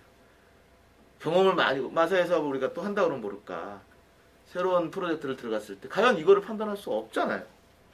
이런 부분들이 있을 수 있습니다. 그래서 단계별 사업이라고 보통 칭하는 부분들에 대해서 정말 명확히 구분되는 사업, 완전히 시스템이 완전 다르고 쓰는 데이터가 다르다면 맞아요. 그렇게 될 수 있어. 근데 같은 DB를 바라보면서 단계별 오픈은 제가 볼 때는 거의 안 된다라고 보여집니다. 그래서 저희가 놓쳤던 거 지금 생각해 보니까 이 부분이 참 어려웠다 이 말씀을 드리고 싶고요. 그래서 저희가 초기에 계획했던 것이 이거예요. 그래서 이건 저희 주간보고 장표에다 이렇게 탁 세부적으로 만들었습니다. 여기 보시면 먼저 단계말이라는 게 보이시죠? 이 단계말은 그 분석 또 설계 이 끝날 때마다 저거를 해요. 한 일주일 정도 해요. 저거 이제 저 굳이 왜 하는 거지? 이렇게 생각하시는 분들이 많은데 저거 하는 목적은 사실 산출을 미리미리 만드는 거거든요. 그게 그 목적도 좀 크고요. 그 다음에 고객이 이걸 안 끊어주면 고객이 이걸 계속 끌고 가요. 그건 뭐 어쩔 수 없어요. 설계 이거 좀 더 미진한데요. 다음 주까지 끝입니다. 단계말 끝이에요. 이걸 계속 각인시켜줘야 고객도 늦게서라도 남아서 마무리를 시켜줄 수 있는데 고객이 자기가 해야 될 부분을 안 해서 이걸 검토 못한다 그러면 고객도 문제가 있잖아요. 그래서 그거를 고객한테 계속 푸시를 해주는 작업이 필요하기 때문에 단계말 검토는 반드시 해야 된다라고 저는 봤고요. 그 다음에 좀 더 세부적으로 그리고 이 주간 보고를 보통 만들면 일정표를 어떤 분들은 이거 현행화를 안 하는 분들이 좀 있어요. 한번 딱 만들어 놓으면 그냥 계속 가요. 절대 안 될 일이고요. 이걸 계속 현행화 하셔야 돼요. 그리고 그냥 현행화 하는 게 아니고 좀 더 세부적인 단계를 만들어야 돼요. 여기는 월별로 되어 있지만 이거를 이제 점점 오픈이 다가오면은 주별로, 일별로 이렇게 집중해서 만들어줘야 되거든요. 그런 부분도 저희가 이제 하면서 이렇게 만들었던 거예요. 예를 들면 이 단계는 이제 테스트부터 시작했어요. 그래서 이 전까지는 그렇게 오케이 거기까지 됐고, 자 테스트부터는 주별로 이렇게 구분을 줬고, 그러다 보니까 어떻게 테스트 할래? 현업은 언제 할래? 자 병행 운영 결국은 저희가 병행 운영을 3주를 하기로 했다가 5주까지 늘어났거든요. 이 부분은 사실 병행 운영에 들어와서 고객이 테스트를 시작했다고 보여집니다. 저희가 그만큼 뭐 여러 가지 3자 테스트도 하고 사용자 테스트도 하고 또 지방에 가서 인터뷰도 하고 또 코로나 때문에 비대면이지만 원격으로 지원도 하고 그렇게 많은 시간을 보냈는데도 불구하고 이런 노력들이 사실은 여기 오니까 그제서야 드러나는 경우들이 대단히 많이 있더라. 그래서 만약에 다음에 제가 또 큰 사업을 한다면 이 병행 운영을 과감하게 2달 이상은 해야 되지 않을까. 네. 병행 운영 2달 이상 할 수 없어요. 그 이유를 보니까 뭐 여러 가지 문제가 있어 못한다 그러면 그런 사업은 들어가지 말아야 되지 않을까. 네. 너무 어렵다고 저는 보여져요. 그래서 이런 부분들을 좀 이렇게 생각이 납니다. 그리고 오픈 이후에 어떻게 할 건지까지 이렇게 한번 해봤던 부분입니다.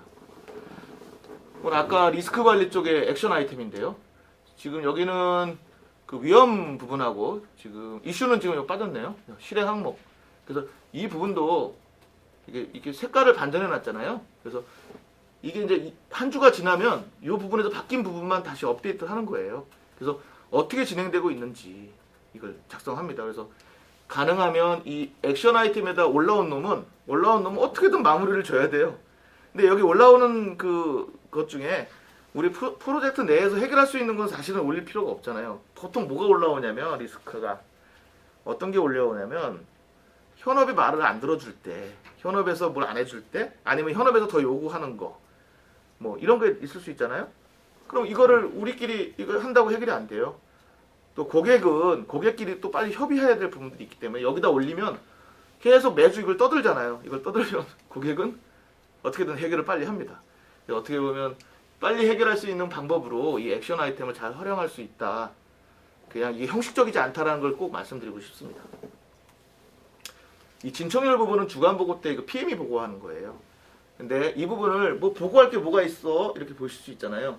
이 특기사항에다가 그때 이슈나 제가 앞에 리스크라든가 그런 해결이 안 되는 것들이 있다면 그런 것들을 적을 수도 있고요. 그래서 이건 자유롭게 PM이 적고 주간 회의할 때 주간 회의는 사실 각 파트 PL들이 보고를 하는 거잖아요. PM 보고할 건 없어요. 근데 PM은 전체 진척에 대해서 좀 언급하면서 여기다가 우리 프로젝트 전체 총괄 입장에서 이러이러한 점들을 준비하고 있다든가 고객이 사전에 요구했던 것들 중에서 가려워하는 것 중에서 여기다 내가 어떻게 진행될 건지 좀 챙기는, 그래서 매주 이거를 PM이 챙기다 보면 전체 프로젝트에서 좀 리스크한 것들을 좀 찾아내갈 수 있거든요.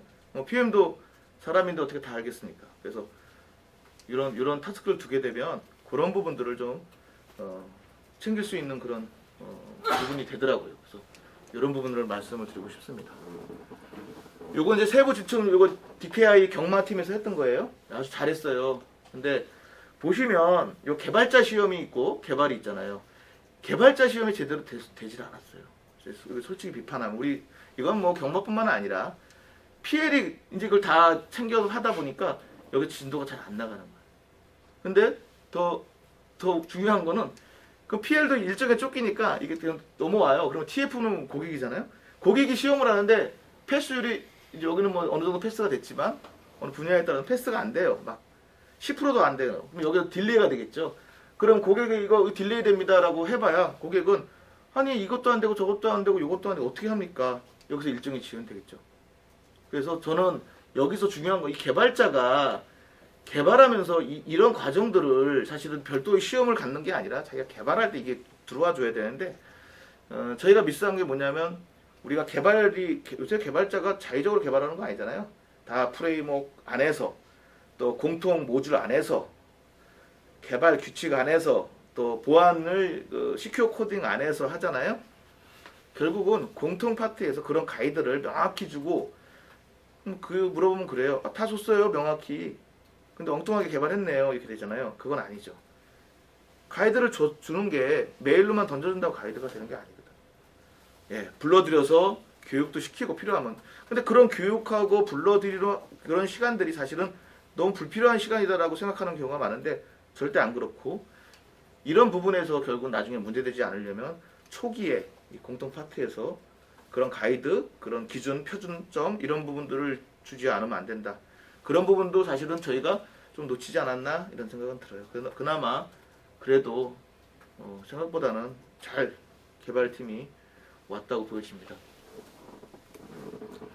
저희가 이제 그동안 해왔던 뭐 오류 이벤트 이런 부분들이 있는데요. 이거는 사실 왜 했냐면요.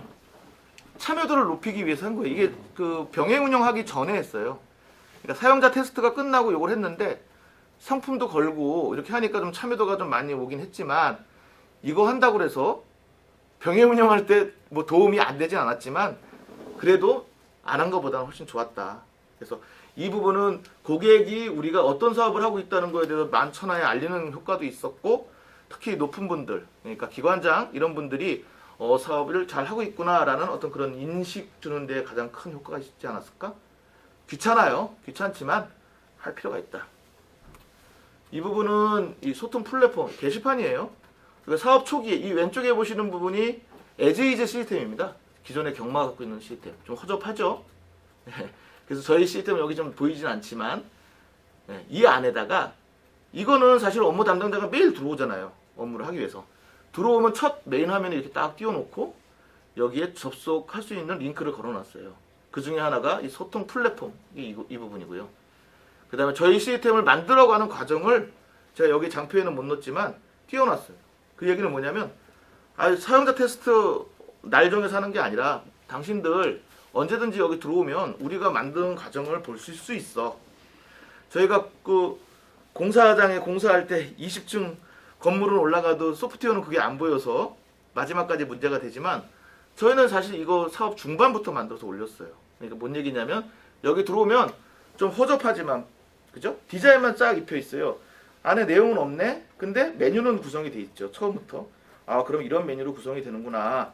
이런 거를 알 수 있게끔 이렇게 해놨어요. 이 부분은 좀 효과가 있었던 것 같아요. 그래서 수시로 들어올 수 있었고, 그래서 사실 그 기존의 마사회 프로그램이 20년 쓴 프로그램이거든요. 여러분들 20년 쓰면은 아무리 어려운 프로그램도 되게 적응돼 갖고 쓰기 되게 편해요. 아시잖아요. 아무리 좋은 프로그램 만들어 줘봐야 너무 힘들어 이렇게 나온다고. 그래서 저희가 아무리 좋은 거 프레임워크 만들어서 최신 기술 접목해서 만들어 줘봐야 불편해 하거든요. 그래서 그런 간극을 줄이고자 사실은 이렇게 미리 계속 보여줬던 부분이 있었거든요. 그래서 이런 아이디어 이런 것들은 뭐 많이 쓸만하다고 좀 보여집니다. 제가 얘기가 너무 많이 길어졌네요. 네, 조금 더 하겠습니다. 다음은 요 부분은 마사회 업무 구성도인데요. 이게 디테일한 구성도는 아니에요. 이제 여기서 말씀드리고 싶은 것은 이거 단순한 구성이잖아요. 뭐 웹아스 있고 요즘 다 가상화 기반이고 그 다음에 DB 스토리지 있고 연관 시스템이 있어요. 뭐 연계도 있고 또 대민 사이트도 있잖아요. 이거 어떻게 보면 이슈가 없어 보이는데 이슈가 이렇게 많이 발생했습니다. 모든 부분에서 사실은 이슈가 있었어요. 뭐 환경 설정의 이슈, 오픈때 얘기입니다. 그리고 뭐 이 세계 경마장이 통합된다는 게 사실 쉽지 않았다는 이슈도 있었고요. 연관 시스템 중에서 저희가 그 안정화 기간에 방송 자막이 안 나간 적이 있어요. 제주도에 방송 자막이 안 나갔어요. 되게 큰 사고잖아요. 근데 다행히 그게 이제 방송 자막 그 해당 업체에서 우리 쪽에 환경을 잡아주는 부분에 오류가 있어서 한 거지. 만약에 그게 우리 쪽에 폴트였다면 아마 대형 사고일 거예요. 경마가 한참 진행되고 걸고 있는데 방송이 안 나간다. 이건 되게 큰 사고인데 잘 넘어갔어요. 그 이외에도 출력물이 안 나와서 뭐 경마장 가면 이렇게 경마지 같은 거 있잖아요. 이 부분이 안 된 거예요. 다 뭐 마사회 분들 아시겠지만 밤새 그거 준비했는데 안 돼서 한 4주간 인쇄 안 되고 나간 적이 있어요. 물론 이제 그 사설에서 이제 나가니까. 근데 그 부분도 사실은 저희의 폴트였으면 아마 엄청난 그 데미지가 왔겠죠. 근데 그런 이제 연관 시스템들에 대한 이슈들은 항상 있다. 이런 얘기를 말씀드리고요. 그 솔루션도 어떤 게 문제냐면 기존에 잘 쓰고 있는 솔루션 윈백 할 때는 윈백이 뭔지 아시죠? A라는 솔루션 나 이 솔루션 마음에 안 드니까 B로 바꿔줘. 자, 그 바꿔달라고 그러면 어떻게 왜 그럴까요? 잘 쓰고 있던 솔루션이잖아요. 마음에 안 들겠죠. 뭐가? 뭐 대응을 잘 안 한다거나 유지보수 뭐 이거 잘 안 해주거나 하겠죠. 근데 문제는 뭐가 있냐면 솔루션 A에서 B로 바꿔도 A 솔루션이나 B 솔루션이나 똑같은 솔루션이에요. 근데 무슨 차이가 있을 것 같아요? 기존에 쓰던 A라는 솔루션은 이미 그 기관에서 한 3년, 4년 썼어. 그 얘기는 커스터마이징을 다 한 거잖아요. 우리 B라는 솔루션은 그거 안 돼 있어. 마사회 같은 경우에 권한 설정 EAM이죠. EAM 같은 경우에 마사회에서 다 분류해서 쓰던 게 있는데 예를 드는 거죠. 우리는 그냥 기본 디폴트야. 좋은 거라고 갖고 왔는데 그거 다 잡아주려다 보니까 시간이 많이 걸려요. 그래서 솔루션이 윈백될 때는 그 이유가 뭔지를 명확히 보고 그 솔루션이 어느 정도의 기능을 가지고 해당 기관에 썼는지를 꼭 챙기셔야 돼요. 그런 부분들이 사실은 좀 디테일한 내용일 수는 있지만 PL들은 그런 거를 좀 챙겨야겠죠. 네. 그 얘기를 좀 드리고 싶네요. 그래서 지금 말씀드렸던 어떤 그 시스템 측면에서 제가 이렇게 이슈를 정리한 거고요. 여기 이슈 이외에도 굉장히 많이 있겠지만 이런 시스템 측면에서 이렇게 한번 도출을 해봤습니다. 그럼 마지막으로 자 이제 PM을 한다는 거 이거 한번 볼까요? 여러분들 그 PM은 절대 제가 아까 대표님한테 들었는데 PM을 되게 부담스러워 하신다고 하더라고요. 저도 부담스러워요. 저도 제가 PM 한 20년 가까이 했고 뭐 나름대로 뭐 경험을 많이 했는데 지금도 저도 부담스러워요. 항상 부담스럽고 밤에 잠도 안 오고 그렇습니다. 항상 이렇게 초조하고 스트레스 많이 받는 직업이에요. 여기 말씀드린 이런 부분들은 제가 PM을 한다면 이런 부분들을 다 챙겨야 된다고 제가 말씀드리는 건데 사실 어저께 밤에 저녁에 제가 2개를 추가했어요. 아마 김재국 이사님한테 보낸 자료에 없는 게 뭐냐면 육성 그리고 공부 그죠? 없었죠? 그럴 거예요 아마. 이게 뭐 어떤 걸 의미하냐면요. PM을 한다면 어떻게 보면 PM의 마음가짐, PM이 생각해야 될 그런 분야라고 보시면 돼요. 아마 여기 없다면 여기 계신 분들이 한번 추가해 보세요. 제가 생각하는 건 이 정도인데 더 있을 수 있잖아요. 그죠? 도대체 그럼 그럴 거예요. 뭐 PM이 무슨 뭐 천하무적입니까? 이걸 다 어떻게 해요? 근데 해야 돼요. 해야 되는 게 맞습니다. 제가 잠깐 말씀드려 볼게요. 자, 소통. 당연한 거죠. 그냥의 소통을 말씀드리는 게 아니에요. 주파수 맞추는 소통이 돼야 되죠. 소통 방법은 여러 가지 있겠죠. 뭐 같이 밥을 먹을 수도 있고요. 밤새고 술 먹을 수도 있겠죠. 꼭 그게 정답은 아니지만 이 소통. 고객 아까 제가 말씀드렸죠. 뭐 전화할 수도 있고 티타임 할 수도 있고 이런 소통 문제. 책임. 이거는 뭐 고객에 대한 책임, 직원에 대한 책임도 있겠지만 자신에 대한 책임도 져야 되거든요. PM을 한다는 것은 이 책임을 떠나서는 절대 할 수 없다라고 보여지고요. 연주자.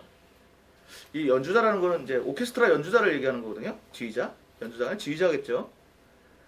사실 PM이 어떤 PM들은 특히 우리 기술 개발하시는 분들이 그런 우를 많이 범하는데 개발자 하는 거 보니까 영 마음에 안 들어서 직접 뭐 코딩하고 합니다. 답답하면 할 수 있겠죠. 그래서는 안 돼요. PM은 여러 그 조직이 있을 거 아니에요. 개발부터 뭐 관리 조직까지 그 조직들을 잘 아우르고 가져가야지 답답하다고 PM이 직접 나서서 하나부터 열까지 챙기면 조직은 어떻게 되죠? 안 하잖아요. 안 해요. 뒷짐질 거예요 아마. 이런 부분들에 대한 지금 얘기를 하는 거고요. 버퍼는 뭐 공수만 말씀드리는 게 아니에요. 예산도 있을 수 있고 일정에 대한 버퍼도 필요하죠. PM은 버퍼 반드시 갖고 있어야 된다. 이건 어떻게 보면 이제 기술적인 얘기일 수는 있지만 여기 업무라는 부분이 있어요. 업무 버퍼가 뭐 같아요? 업무 버퍼. 업무의 버퍼. 뭐 일정 공수 예산은 다 알 수 있잖아요. 근데 업무 버퍼. 이제 이런 게 있을 수 있죠. 고객이 요구하는 RFP상이 요구하는 게 예를 들어서 여기까지 업무인데 사실 우리가 해보니까 아 이건 이 정도 더 할 필요가 있어. 고객은 100을 원했는데 120 할 수 있어. 근데 무조건 120을 다 해주겠습니다. 그런 마음으로 하는 게 좋아요. PM은 고객이 100을 요구해도 아 이거 120 하는 게 좋습니다. 이랬을 때 고객은 신뢰를 하거든요. 저들은 얘기 안 해도 이렇게 얘기를 해주는구나. 쟤들은 숨기지 않는구나. 그렇게 사용하는 건 좋지만 모든 프로젝트에서 100을 하는데 120 다 해줄 수는 없잖아요. 그러니까 그런 버퍼를 얘기하는 거예요. 업무에서 고객이 요구하는 사항에서 어느 정도는 이런 버퍼도 필요하다. PM은 이런 버퍼 문제도 보셔야 될 것 같고요. 공과 사를 가리라는 얘기거든요. PM이 사실 그렇습니다. PM을 하면서 뭐 직원들하고 뭐 술 한잔 하시고 저녁을 먹으면서 야 형이라고 불러 이럴 수는 없잖아요. 네. 엄연히 조직이 있는 거니까요. 근데 저는 그 업무 시간을 제외하고 PM이 먼저 그렇게 얘기할 것이 아니고 직원들이 예를 들어서 PL이 술 한잔 거하게 먹고 형님 그랬을 때 PM이 요구한 게 아니에요. 그러면 이 친구들 많이 따라오는구나 이렇게 생각하셔도 돼요. 그래서 그렇지만 이 공사를 명확히 구분해야지 안 그러면은 우리 흔한 말로 당나라 프로젝트 되겠죠. 네, 그래서 이런 것도 생각해야 되고요. 완급 조절 뭘까요 이거는? 프로젝트 하다 보면 싸우는 PM들 되게 많거든요. 절대 싸우면 안 돼요. PM이 싸우면 프로젝트 망합니다. 근데 또 어떤 PM은 이런 PM이 있습니다. 안 싸워. 그냥 고객이 이거 해주세요. 예. 다 해줍니다. 왜냐면 그 PM은 제가 이해가 가요. 왜냐면 이거 안 해준다 그러면 PM이 싫어하니까. 어디서 그런 PM들이 나오냐면요. 되게 착한 PM들. 예, 알겠습니다. 혼자 끙끙거리고 해주죠. 그럼 누가 힘들어요? 개발자들이 힘들잖아요. 그렇지만 원칙은 PM은 싸우면 안 돼요. 그렇지만 완급 조절 필요하다는 거예요. 예를 들어서 PM이 아닌 건 아니라고 반드시 얘기해야 되는 거죠. 예를 들어서 내가 10개를 내줬으면 뭐 한 5개는 좀 회수해야 될 거잖아요. 근데 RFP에 명확히 나와 있는 거 이거 빼주세요 할 수 없잖아요. 근데 어떤 게 있냐면 프로젝트를 하다 보면은 되게 이거 빨리 결정 내려줘야 되는데 그들이 결정 내리지 않아서 일정과 공수가 더 들어가는 경우가 있어요. 이런 경우는 얘기를 이거 빨리 좀 처리해 달라 하면 고객들이 그래 다 들어주는데 되거든요. 이런 부분들을 말씀드리는 거고요. 그 이외에 뭐 사랑 있으면 사랑. 이 사랑은 뭘까요? 아마 이 사랑이라는 말은 저 PM북에도 없을 거예요. 있나요? 상무님? 없죠. 여러분들 PM분들 있을 거예요. 아마 뭐 큰 사업이든 작은 사업이든 고객이 굉장히 참 까다로운 고객을 만날 때 있어요. 그럼 되게 싫어요. 뭐 얼굴 꼴도 보기 싫고 싫습니다. 그렇죠? 근데 어떻게 해요? PM인데 보고 살아야죠. 근데 얼굴에 다 티 나거든요. 다 티 난다고요. 저희 팀원들 저보기 싫은 팀원들 얼굴 딱 보면 써 있어요. 나 욕하는 게. 예를 들면 그러면 안 돼. PM은. 그래서 PM은 진짜 사랑해야 돼요. 이것도 제가 실제 예를 한번 들어드릴게요. 뭐 시간이 조금 지났지만 제가 옛날 지자체 사업을 할 때 한 20년 됐어요. 할 때 담당 주무관이 여기 우리 여성분들도 많은데 여성분이 있었어요. 되게 좀 꼼꼼하시고 이런 분인데 뭐 남녀를 떠나서 마찬가지입니다. 근데 그분이 사실 너무 과격했어요. 뭐 이렇게 뭐 스타일도 그렇고 전혀 이렇게 좋은 생각이 안 드는데 제가 이제 저희 프로젝트 룸이 이제 그 지하에 있었는데 시청 지하에 제 바탕화면에다 고객의 사진을 제가 이렇게 바탕화면에 띄워놨었어요. 이건 실화예요, 실화? 그리고 아침에 출근해서 그 고객의 얼굴을 보면서 나는 이분을 존경한다, 좋아한다 했어요. 한번 해보세요. 오늘 갑자기 그분이 좋아 보여요. 제가 이 얘기를 드리는 거는 눈은 마음의 창이라는 얘기를 드리고 싶어요. 한번 해보세요. 그러면 사실 다 상대적인 거잖아요. 이거는 고객과 PM 간의 관계뿐만 아니라 PM과 PL과 개발자의 관계도 마찬가지입니다. 내가 사랑스러운 눈, 정말 좋은 눈, 선한 눈으로 쳐다봤을 때 그게 보인다는 거 반드시 아셔야 돼요. 진짜 보여요. 그래서 아마 그 어려운 프로젝트를 그래도 잘 소통해서 제가 한 경험이 있습니다. 이 얘기는 가끔 다른 데서도 하는데요. 너무 그렇다고 해서 이걸 다 해야 되는 거예요? 이렇게 얘기하실 필요는 없고요. 그런 부분이 있다는 걸 좀 뭐 그냥 참고로 보시면 될 것 같고요. 뭐 근엄, 뭐 고민, 육성은 요 얘기 마지막 할게요. 육성이 뭐냐면요. 요건 저희 그 농심의 그 팀장님이 요걸 하나 추가해 주셨어요. 제가 요거 자료를 교육한다는 거 아세요? 네, 아는 분들이. 육성을 추가해 주셨어요. 이게 뭐냐면 우리가 프로젝트 하다 보면은 개발자로 쓰고 있는데 참 똑똑한 친구가 있잖아요. 이 친구 AA로 요새 AA가 얼마나 좋습니까? 기술력도 좋아야 되잖아요. 근데 개발이지만 응용 개발자인데 AA로 키우고 싶은 친구들이 있을 수 있어요. 프로젝트를 하면서 그런 친구들을 좀 키워야 되거든요. 동일한 일을 반복하면 매너리즘에 빠지기도 쉽고 사실은 직원이 성장을 해야 회사도 성장한다고 보여지거든요. 그래서 아주 좋은 의견을 주셔서 PM은 육성까지도 사실은 프로젝트를 하면 생각해야 된다. 도대체 PM이 생각 안 할 거는 없죠. 예. 그만큼 PM을 한다는 것은 사실은 그 참 쉽지 않은 길이지만 그렇지만 이렇게 PM을 해서 프로젝트를 잘 끝내고 나왔을 때 그 행복감은 아마 PM 해보신 분들은 다 아실 거잖아요. 그래서 끝으로 한번 이런 얘기를 제가 드렸습니다. 계속 질문도 못 받고 시간만 많이 잡았는데요. 질문 한번 받도록 하겠습니다. 그러니까 지금까지 그 5시 반까지인데 우리 강사님께서 진짜 너무 주옥 같은 강의에 너무 감사합니다. 진짜 그 느낀 게 공공사업의 영원한 숙제, 가불관계 페이지하고 일정 수립 페이지, 또 PM이 고객과의 지속적인 관계를 소통을 해야 된다. 그다음에 또 의미 있던 어떤 소통 플랫폼 활용, 너무 좋은 아이디어였고요. 저희들이 진짜 숙지하여야 할 내용 같습니다. 지금부터 그 질의응답 받고 마지막에 저희 부사장님 질문과 총평보다도 그 감사의 말로 저희 정리하도록 하겠는데요. 혹시 질문 있으십니까? 제가 한 가지만 질문드려도 돼요? 네, 하시죠. 저는 어차피 사업 쪽이라서 뭐 이렇게 그냥 제가 우리 회사에 대해 좀 고민이 뭐냐면 한 가지가 저희가 그 혹시 그 저기 그런 프로젝트 하실 때 사업 관리가 필요하죠? 그 사업 관리가 네, 필요하죠. 필요하나요?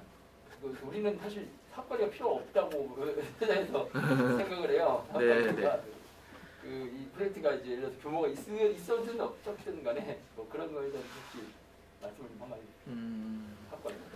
이제 이제 보통 이제 기본적으로 얘기할 수 있는 프로젝트 규모에 따라서는 다른 얘기죠. 뭐 차세대급 사업이면 사실은 뭐 100억, 200억 이상 되는 사업이라면 사업관리 팀이 있어요. 사업관리가 있고 그 밑에 사업 지원 인력이 뭐 2명 내지는 이렇게 있는 경우가 있고요. 근데 사업이 되게 작으면 사업관리 없이 할 때도 있죠. 뭐 마사에 예를 들면 마사에는 이제 사업관리, 품질관리가 있었거든요. 근데 마사의 프로젝트를 하면서 뭐 기관에 따라 다르겠지만 이걸 합쳐서 사업 품질관리로 합쳐서 한 적은 이걸 저희가 그렇게 했잖아요. 그래서 그렇게 해서 개발자를 더 넣는 이렇게 공수를 이렇게 조정을 했는데 사실 이제 PM 입장에서 보면은 좀 어려워요. 왜냐면 이게 공공사업, 특히 이제 민간을 빼고 얘기할게요. 공공사업은 이 산출물들이 너무 많습니다. 근데 이게 사업관리가 해야 될 산출물, 품질관리가 해야 될 산출물인데 보통 지금 말씀하시는 의도는 품질관리도 없는 걸 말씀하시는 건가요? 품질관리도 사실 없죠. 사실. 너무 힘들죠. 그러면 결국은 PM이 산출물이란 산출물을 다 정리를 하고 거기다 또 감리까지 있으면 그 감리 대행까지 하면서 하기에는 저는 그거는 PM의 역량을 너무 줄이는 거다. 그거는 조금 위험하다. 물론 기관에 따라서 다르다는 얘기를 말씀드릴게요. 뭐 마사회 같은 경우도 잘 있는 사업관리 제가 뺀다고 했을 때 고객이 왜 뺍니까? 얘기 안 한 이유가 뭐 명확하게 얘기했거든요. 그 기관은 사업관리가 중요하다고 생각하지 않는 기관이었고요. 그 대신 저희는 사업 지원 인력, 그러니까 예를 들면은 뭐 알바는 아니지만 좀 초급 기능사 정도 되는 친구를 그냥 서포트하는 정도로 저희가 썼죠. 근데 그런데도 PM 입장에서 좀 어렵긴 해요. 그 부분이 어렵고 그럼 해야 되는 일이 뭐가 있냐라고 하면 사실 제일 중요한 거는 그 기본적인 산출물은 사실은 어떻게 보면 품질 쪽에서 좀 많이 만들지만 품질이 산출물이 제일 좀 시간을 많이 잡고요. 그 이외에도 프로젝트가 한 10명 정도, 뭐 10명이든 그 이상이든 이렇게 나가게 되면 사실 그 안에서 챙겨야 될 업무들이 너무 많아요. 예를 들면은 뭐 보안에 관련 기관에 따라서는 보안 교육 또 어떤 뭐 이런 그런 절차들, 예? 출입에 대한 절차들 이런 것들이 하루에도 되게 많은데 그거를 PM이 다 한다는 것은 사실 그거는 불가능하고 PM이 자기의 역량을 못 발휘할 거예요. 굳이 한다 그러면 사업 지원 인력들을 좀 경험 있는 사업 지원 인력을 한둘이라도 주는 사업, 좀 규모가 작다면 근데 감리 있는 사업은 절대 그거는 제가 볼 땐 경험상 그렇게 한 적도 없고 좀 힘들지 않을까. 그럼 만약에 품질 관리 쪽에서 붙는다고 하면은 그 사업 관리는 없어도 되나요? 규모가 작다면 관리는 있는데 예를 들어서. 품질이 싫어하겠죠.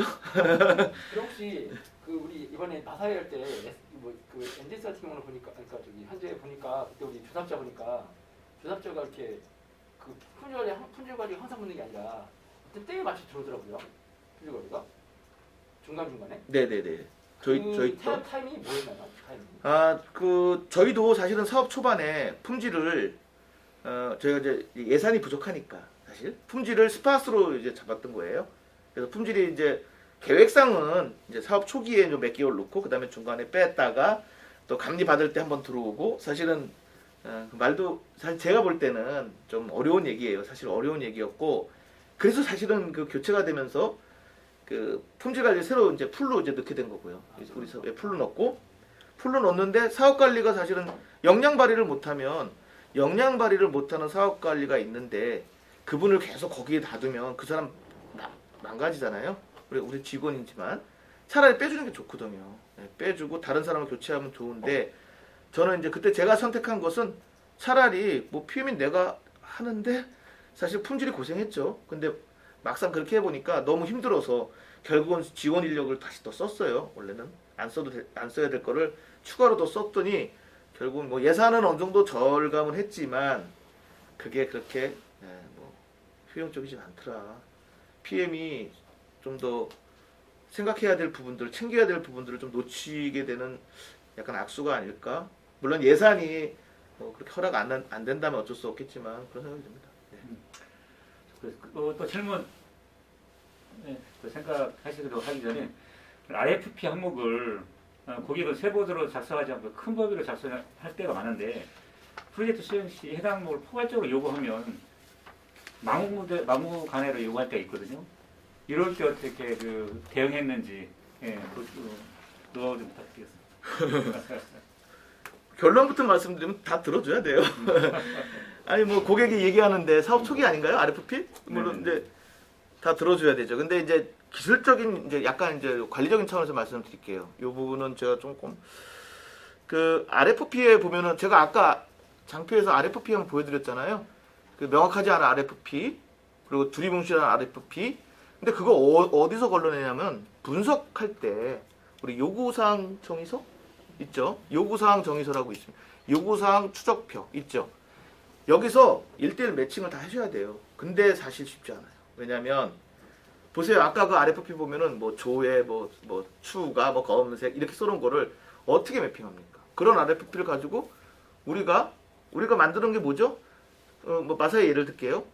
세개 경마장 하나의 통합 업무 시스템을 만드는데 RFP에는 그 경마장별로 나와 있는 조회 그 뭐죠? CRUD인가요? 네, CRUD만 쭉 언급을 해놓은 걸 가지고 어떻게 매칭을 할까요? 쉽지 않은 얘기죠. 그래서 마사회 때도 사실 저희도 두리뭉실 넘어갔어요. 그러다 보니까 막판에 가서 그것이 이제 막 뭐 좀 관리가 좀 안 돼서 저희도 좀 애를 먹었는데 그 요구사항 정의서 제가 이제 산출물 중에 제일 중요하다고 생각하는 산출물이 요구사항 정의서, 요구사항 추적표, 또 PM 입장에서는 보고의 자료 뭐 이런 게 될 것 같은데요. 워낙 산출물이 많지만 그쪽에서 좀 매핑을 좀 해줘야 되고 사실 글쎄요 그 추가 요구사항 아까 똑같은 얘기긴 하는데 사실 들어줘야 됩니다. 들어주되 뺄 수 있는 건 빼야 되는데 그게 그 기능 요구사항에서 빼긴 쉽지 않아요. 뭐 비기능 쪽이거나 아니면 고객이 빨리 판단 안 한 것들 중에서 좀 뭐 그렇다고 해서 고객한테 이거 줄 테니까 주세요 할 수는 없잖아요. 자연스럽게 하는 게 중요한데 사실 뭐 묻자르지 못합니다. 이렇게 해버리면 어떤 문제가 되냐면 이거 봐라 못해? 이제 이렇게 되면 외려 뭐로 주고 뭐로 받는다고 좀 사업이 어려워져요. 그래서 쉽지 않은 얘기지만 그래도 기본적으로는 이제 들어주는 마인드를 갖되 좀 관리를 좀 촘촘히 할 수밖에 없지 않을까? 기능과 비기능이 있는데 기능 부분은 멤버스에 해당하는 거고 비기능은 또 멤버스 외에 일반 그렇죠. 네네네. 이런 부분이 많이 발생해서 우리 같은 경우도 많이 좀 그런 게 있거든요. 그래서 그렇죠. 예, 알겠습니다. 그다음에 이거 또 다른 질문 있으십니까? 예, 저희들이 이렇게 하십니다. 그래서 제가 또 한 번 질문 드리겠습니다. PM은 이해관계이자인 고객, 또 PM 회사, 프로젝트 취입 회사, 콘소시엄 하도록 있겠죠. 프로젝트 팀원들도 이해관계자고, 와의 갈등이 있을 경우 이때 강사님이 겪은 중요한 갈등은 무엇이며 그걸 어떻게 풀었나요? 혹시나 경험 중에 이런 게 있었어. 막 큰 이해관계가. 뭐 일단 고객하고의 갈등이 있을 수 있잖아요. 네네. 그리고 이제 프로젝트 팀원 내부의 갈등이 있을 수가 네. 있어요. 근데 고객하고의 갈등은 사실 그렇게 뭐 방법이라기보다는 제가 아까 잠깐 얘기했지만 일단 TF 팀장 매일 아침에 뭐 이제 미팅을 해서 일단 계속 소통을 하려고 노력했고요. 외려 뭐 마사회 같은 경우 자꾸 이제 마사회 엉뚱한 좀 그런데요. 그들이 TF 팀장님과 뭐 그 팀원의 갈등도 있어요. 네. 제가 아까 그 아침마다 올라가서 1, 2분 계시라고 그 반드시 하면 좋습니다 한 것의 연장인데 거기에 갈등을 해결하고 있더라고요.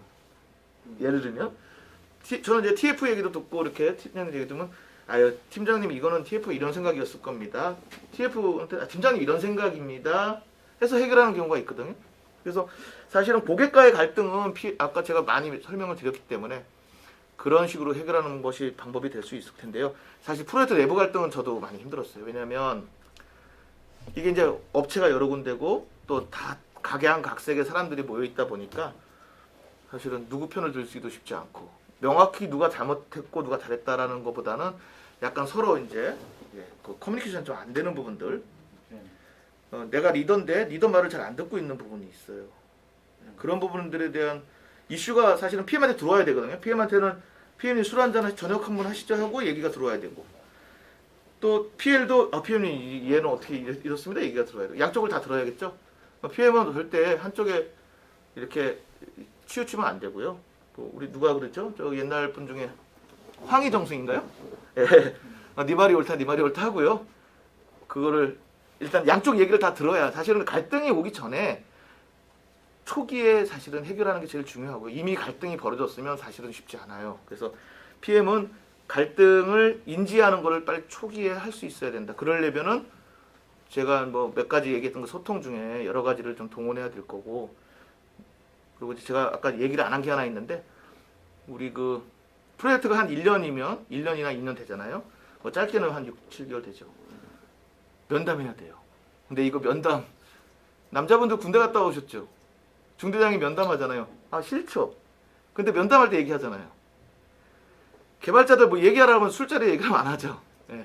야 한잔하고 얘기 뭐 술을 좀 먹여서 도닥이면 얘기 다 나오지만 그거 다 나오지 않잖아요. 그래서 절대 단체 면담하는 게 아니라 개별 면담해야 됩니다. 그래서 분기에 한 번 정도는 뭐 아니면 2달에 한 번 빠르면 전체 직원을 다 돌려야 돼요. 그건 PL부터 밑에 말단 개발자까지 거기서 얘기가 나올 수 있어요. 근데 아 이거 너무 형식적이야 생각하는 절대 형식적이지 않고요. 그거 해야 돼요. 근데 저도 못했어요 그거. 저는 그 방법보다는 저녁에 남아서 직원들 이렇게 일 시킨 건 아니고요. 직원들하고 뭐 등산하고 운동 산이 가까이 있어서 점심때 등산하고 직원들하고 다과하고 코로나 시대였지만 저녁하면서 한 잔 기울이면서 얘기 듣고 요거를 많이 썼지만 저도 다음 프로젝트에는 그 면담 저도 그건 해야 되지 않을까 생각합니다. 그런 부분들. 예, 중요한 얘기고요. 사실 뭐 독대에서 나오는 얘기하고 또 저 사람 이상해서 면담할 때는 또 상황이 다른 데로 빠질 수가 있잖아요. 예, 그래서 뭐 그런 부분에 독대를 뭐 많이 사용하는데 내용 좋았고요. 그다음에 다른 뭐 PM들 혹시 있나요? 혹시 온라인 혹시 들어가요? 예, 그러면은 저희가 그 질문도 하나 더 하겠습니다. 콘소시엄사 또는 하도사가 이제 본인 회사의 이득 창출을 위하여 이제 주계약자인 경우 프로젝트에 영향을 줄 수 있는 개발자 투입 지원이나 또 원개발자 투입 변경이나 또 기술력 떨어진 개발자를 투입 시 프로젝트에 다 영향이 되는 거잖아요. 그렇죠. 이럴 때 PM으로서 그 대응 방법은 무엇이 있을까요? 또 어려운 또 질문이긴 한데. 네, 이게 사실 저도 좀 많이 느끼는 부분이긴 한데요. 뭐 제가 여기 PM이 할 일이 너무 많다고 했는데 뭐 PM이 저기 뭐 다 할 수는 없잖아요. 사실 이게 PM의 권한 바뀔 수 있어요. 뭐냐면 영업 또 본사에서의 대응할 수 있는 부분일 수 있죠. 왜냐하면 컨소사의 인력 문제라든가 하도급 인력을 물론 PM이 인력을 다 뭐 챙기는 게 맞다고는 하지만 제대로 인력이 못 들어오는 것까지 PM이 커버링 할 수는 없지만 그렇다고 해서 본사만 바라보고 있을 수는 없잖아요. 그래서 PM이 그런 부분에 대해서는 적극 이슈를 제기해야 된다고 보여지고 지금 하신 질문은 사실은 그 본사에서 좀 지원해 줘야 되는데 문제는 뭐 투입 지원이라든가 왜 투입 지원했을 것 같아요? 현실적인 얘기 할까요? 투입 지원을 왜 하죠? 사람이 없으니까 그렇죠. 아니면 다른 프로젝트에서 못 나왔어요. 땅에서 솟을 수 없잖아요. 그리고 인력 변경했어요. 왜 했을 것 같아요? 예상되는 게 있잖아요. 딴 데 도망갔거나 또 못 나올 수 있잖아요. 기술력이 부족한 직원이 왔어. 기술력이 부족한 직원이 왜 왔을까? 그것도 딴 데서 못 나왔거나 사람 못 구했잖아요. 그러면 본사에 얘기한다고 우리 PM을 하시는 분들은 생각할 게 본사에 얘기한다고 이게 해결되나요? 절대 안 되거든. 본사에도 요청하지만 결국은 이거는 사람만 들어오면은 요즘 같은 프로젝트는 그렇습니다. 사람만 들어오면은 끌고 가야 돼요. 근데 절대 끌고 가지 말아야 될 사람은 기술이 약한 사람은 끌고 갈 수 있어요. 기술이 약해봐야 별 차이 없습니다. 네. 초보 아니잖아요. 근데 인간성 안 좋은 사람, 네. 인간성, 성실하지 않은 사람은 해를 줘요. 그래서 그런 사람은 쳐내야죠. 고객한테 좋은 방법은 그거예요. 시간을 벌기 위해서는 고객한테 얘기해야죠. 이런 사람 들어왔는데 솔직하게 얘기하는 거죠. 이런 부분이 있어서 조직이 해가 될 것 같고 요즘 인력이 너무 없어서 정말 힘들게 찾고 있는데 없는 동안에는 뭐 예를 들면 다른 파트에 좀 서포트하게 한다거나 그럼 그 파트 힘들죠. 도닥여 줘야죠. 그런 역할을 하고 있는 게 사실은 PM이고 사실은 사업관리의 영역이죠. 근데 PM이 그런 부분까지 챙겨야 된다. 그래서 본사의 지원도 필요하지만 거기만 바라보고 수는 없지 않을까 이런 생각이 듭니다. 예, 좋은 얘기 많이 들었고요. 혹시 그 마지막으로 뭐 다른 돈 있습니까? 온라인 없죠? 네. 그러면은 지금 저희들이 5시 51분 됐고요. 그 시간이 다 많이 지났고요. 마지막으로 저희 부사장님의 질문 및 또 감사 인사 있도록 하겠습니다. 한 가지 있어. 네네. 잠깐. 네. 말씀. 회사에서 PM 역할을 잘하기 위해서 지원을 해야 되는 항목 중에 좀 말씀해 주시면 좋을 것 같습니다. PM 역할을 질문 잘못 들었어요. PM 역할을 잘하기 잘할 수 있도록 회사에서 지원을 뭐 해야 되느냐? 어떤 지원을 해줘야 되냐? 아, 지원 항목. PM이 이제 나갔는데 PM이 역할을 잘할 수 있도록 회사에서는 어떻게 지원을 해야 되는 거? 어떤 걸 지원 어떤 항목? PM은 그러니까 회사가 어떤 걸 해줘야 되냐? 되게 많죠. 네, 그걸 좀 말씀해 주시면. PM 하시나요? PM? 왜냐면 제가 왜 말씀드리냐면 음. 또 뭐 어느 정도는 대략적으로 준비를 해줬으면 좋겠다라는 생각이 있는데 그 생각과 어느 정도 틀리는지 우리 회사에 있는 경영진들과 얼마나 틀리는지 되게 중요한 얘기 하셨네. 제가 왜 중요하다? 근데 굉장히 많잖아요. 그걸 다 얘기할 수는 없고 제가 딱 하나만 얘기할게요. 제일 중요할 것 같은 거 예산이거든요. 네, 뭐냐면 이제 프로젝트에 예산이 정해져 있잖아요. 그 예산 가지고 맵 공수 나올 거고, 그다음 버퍼도 좀 있을 거예요. 뭐 PM 모르게 버퍼 도쳤다고 그러면 PM도 버퍼 둬야 되잖아요. 제가 그 말씀 드렸잖아요. PM도 버퍼가 있어야 되지 않냐. 거기에는 예산도 있다고 그랬잖아요. 예를 들어서 그 고객이 제일 싫어하는 PM이 뭔지 아세요? 신뢰 안 하는 PM 중에 하나 또 있어요. 고객이 야 이것 좀 해줘. 근데 별로 안 들어. 본사에 물어보겠습니다. 네. 본사에 다 요청을 해야 돼요. 그럼 PM이 뭔 필요해? 네가 무슨 현장 대리냐 이렇게 얘기할 수 있죠. PM한테는 예산이 좀 있어야 돼요. 야, 인력 요 정도 더 넣어줘. 근데 본사에서는 그 버퍼 전혀 없이 PM을 보냈는데 PM 보고 해결하는 뭘? PM은 무조건 PM은 고객한테 안 됩니다, 안 됩니다. 아니면 본사에 확인해 보겠습니다. 이렇게 되면 제가 고객이라도 아니 저 PM은 결정 권한이 하나도 없네 이렇게 생각하겠죠. 아무리 작은 사업이든 큰 사업이든. 그래서 회사에서는 그런 PM이 가지고 쓸 수 있는 버퍼.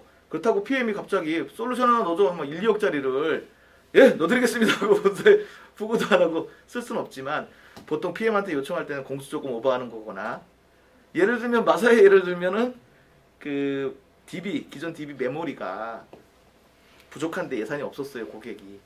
근데 제가 본사에다 요청도 안 하고 그게 한 1,000만 원 정도 들어갔거든요. 그래서 그거 해드리겠다고 했어요.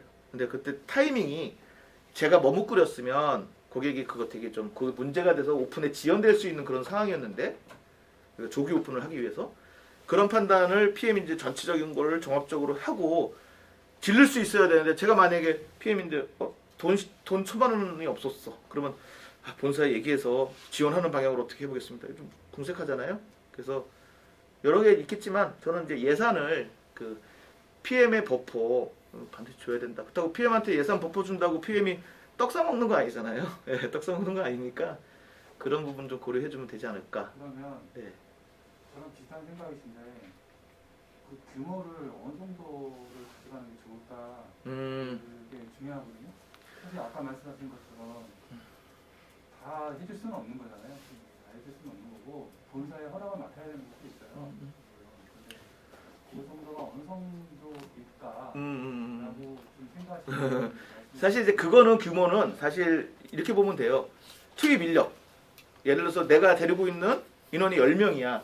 그 10명한테 이게 기본적인 그 우리 근로 뭐 기준법이나 뭐 아니면 회사 내규에 회식을 언제 얼마큼 시켜주고 있잖아요. 그래서 인원수만큼의 어느 버퍼가 있을 것 같아요. 그 PM한테 뭐 법화가 있어서 이렇게 직원들도 이렇게 회식도 시켜주고 뭐 이렇게 할 수 있을 것 같은데 넉넉하지 않을 거예요. 그죠? 넉넉하지 않죠. 그래서 결국은 PM이 자기 돈 쓰잖아요. 쓰시죠, 자기 돈. 그럼 좋은 PM이신 거예요. 회사는 그 안 쓰게 해야 돼요. 회사는 PM한테 예산을 준다고 PM 다 쓰진 않을 거거든요. PM이 탈탈 털어 쓰지는 않지만 PM이 급하면 쓸 수 있어야 되거든요. 왜냐하면 내 직원들만 밥을 먹일까요? SM 예를 들어서 뭐 업무 담당자가 있어요. 친해졌단 말이지. 밥 한 번 사야 되잖아요. 밥 한 번 사주고 또 술도 한 잔 할 수도 있는 거고요. 네, 너무 과하게 쓰면 안 되겠지만 그래서 규모라고 굳이 얘기한다면 뭐 글쎄요. 뭐 한 TKI가 보통 한 뭐 10억 정도 사업하나요? 10억 언더 쪽 뭐 몇 억 단위 사업을 한다고 그러고 뭐 한 6개월, 8개월 한다고 그러면 그래도 월 좀 돼야 되지 않을까요?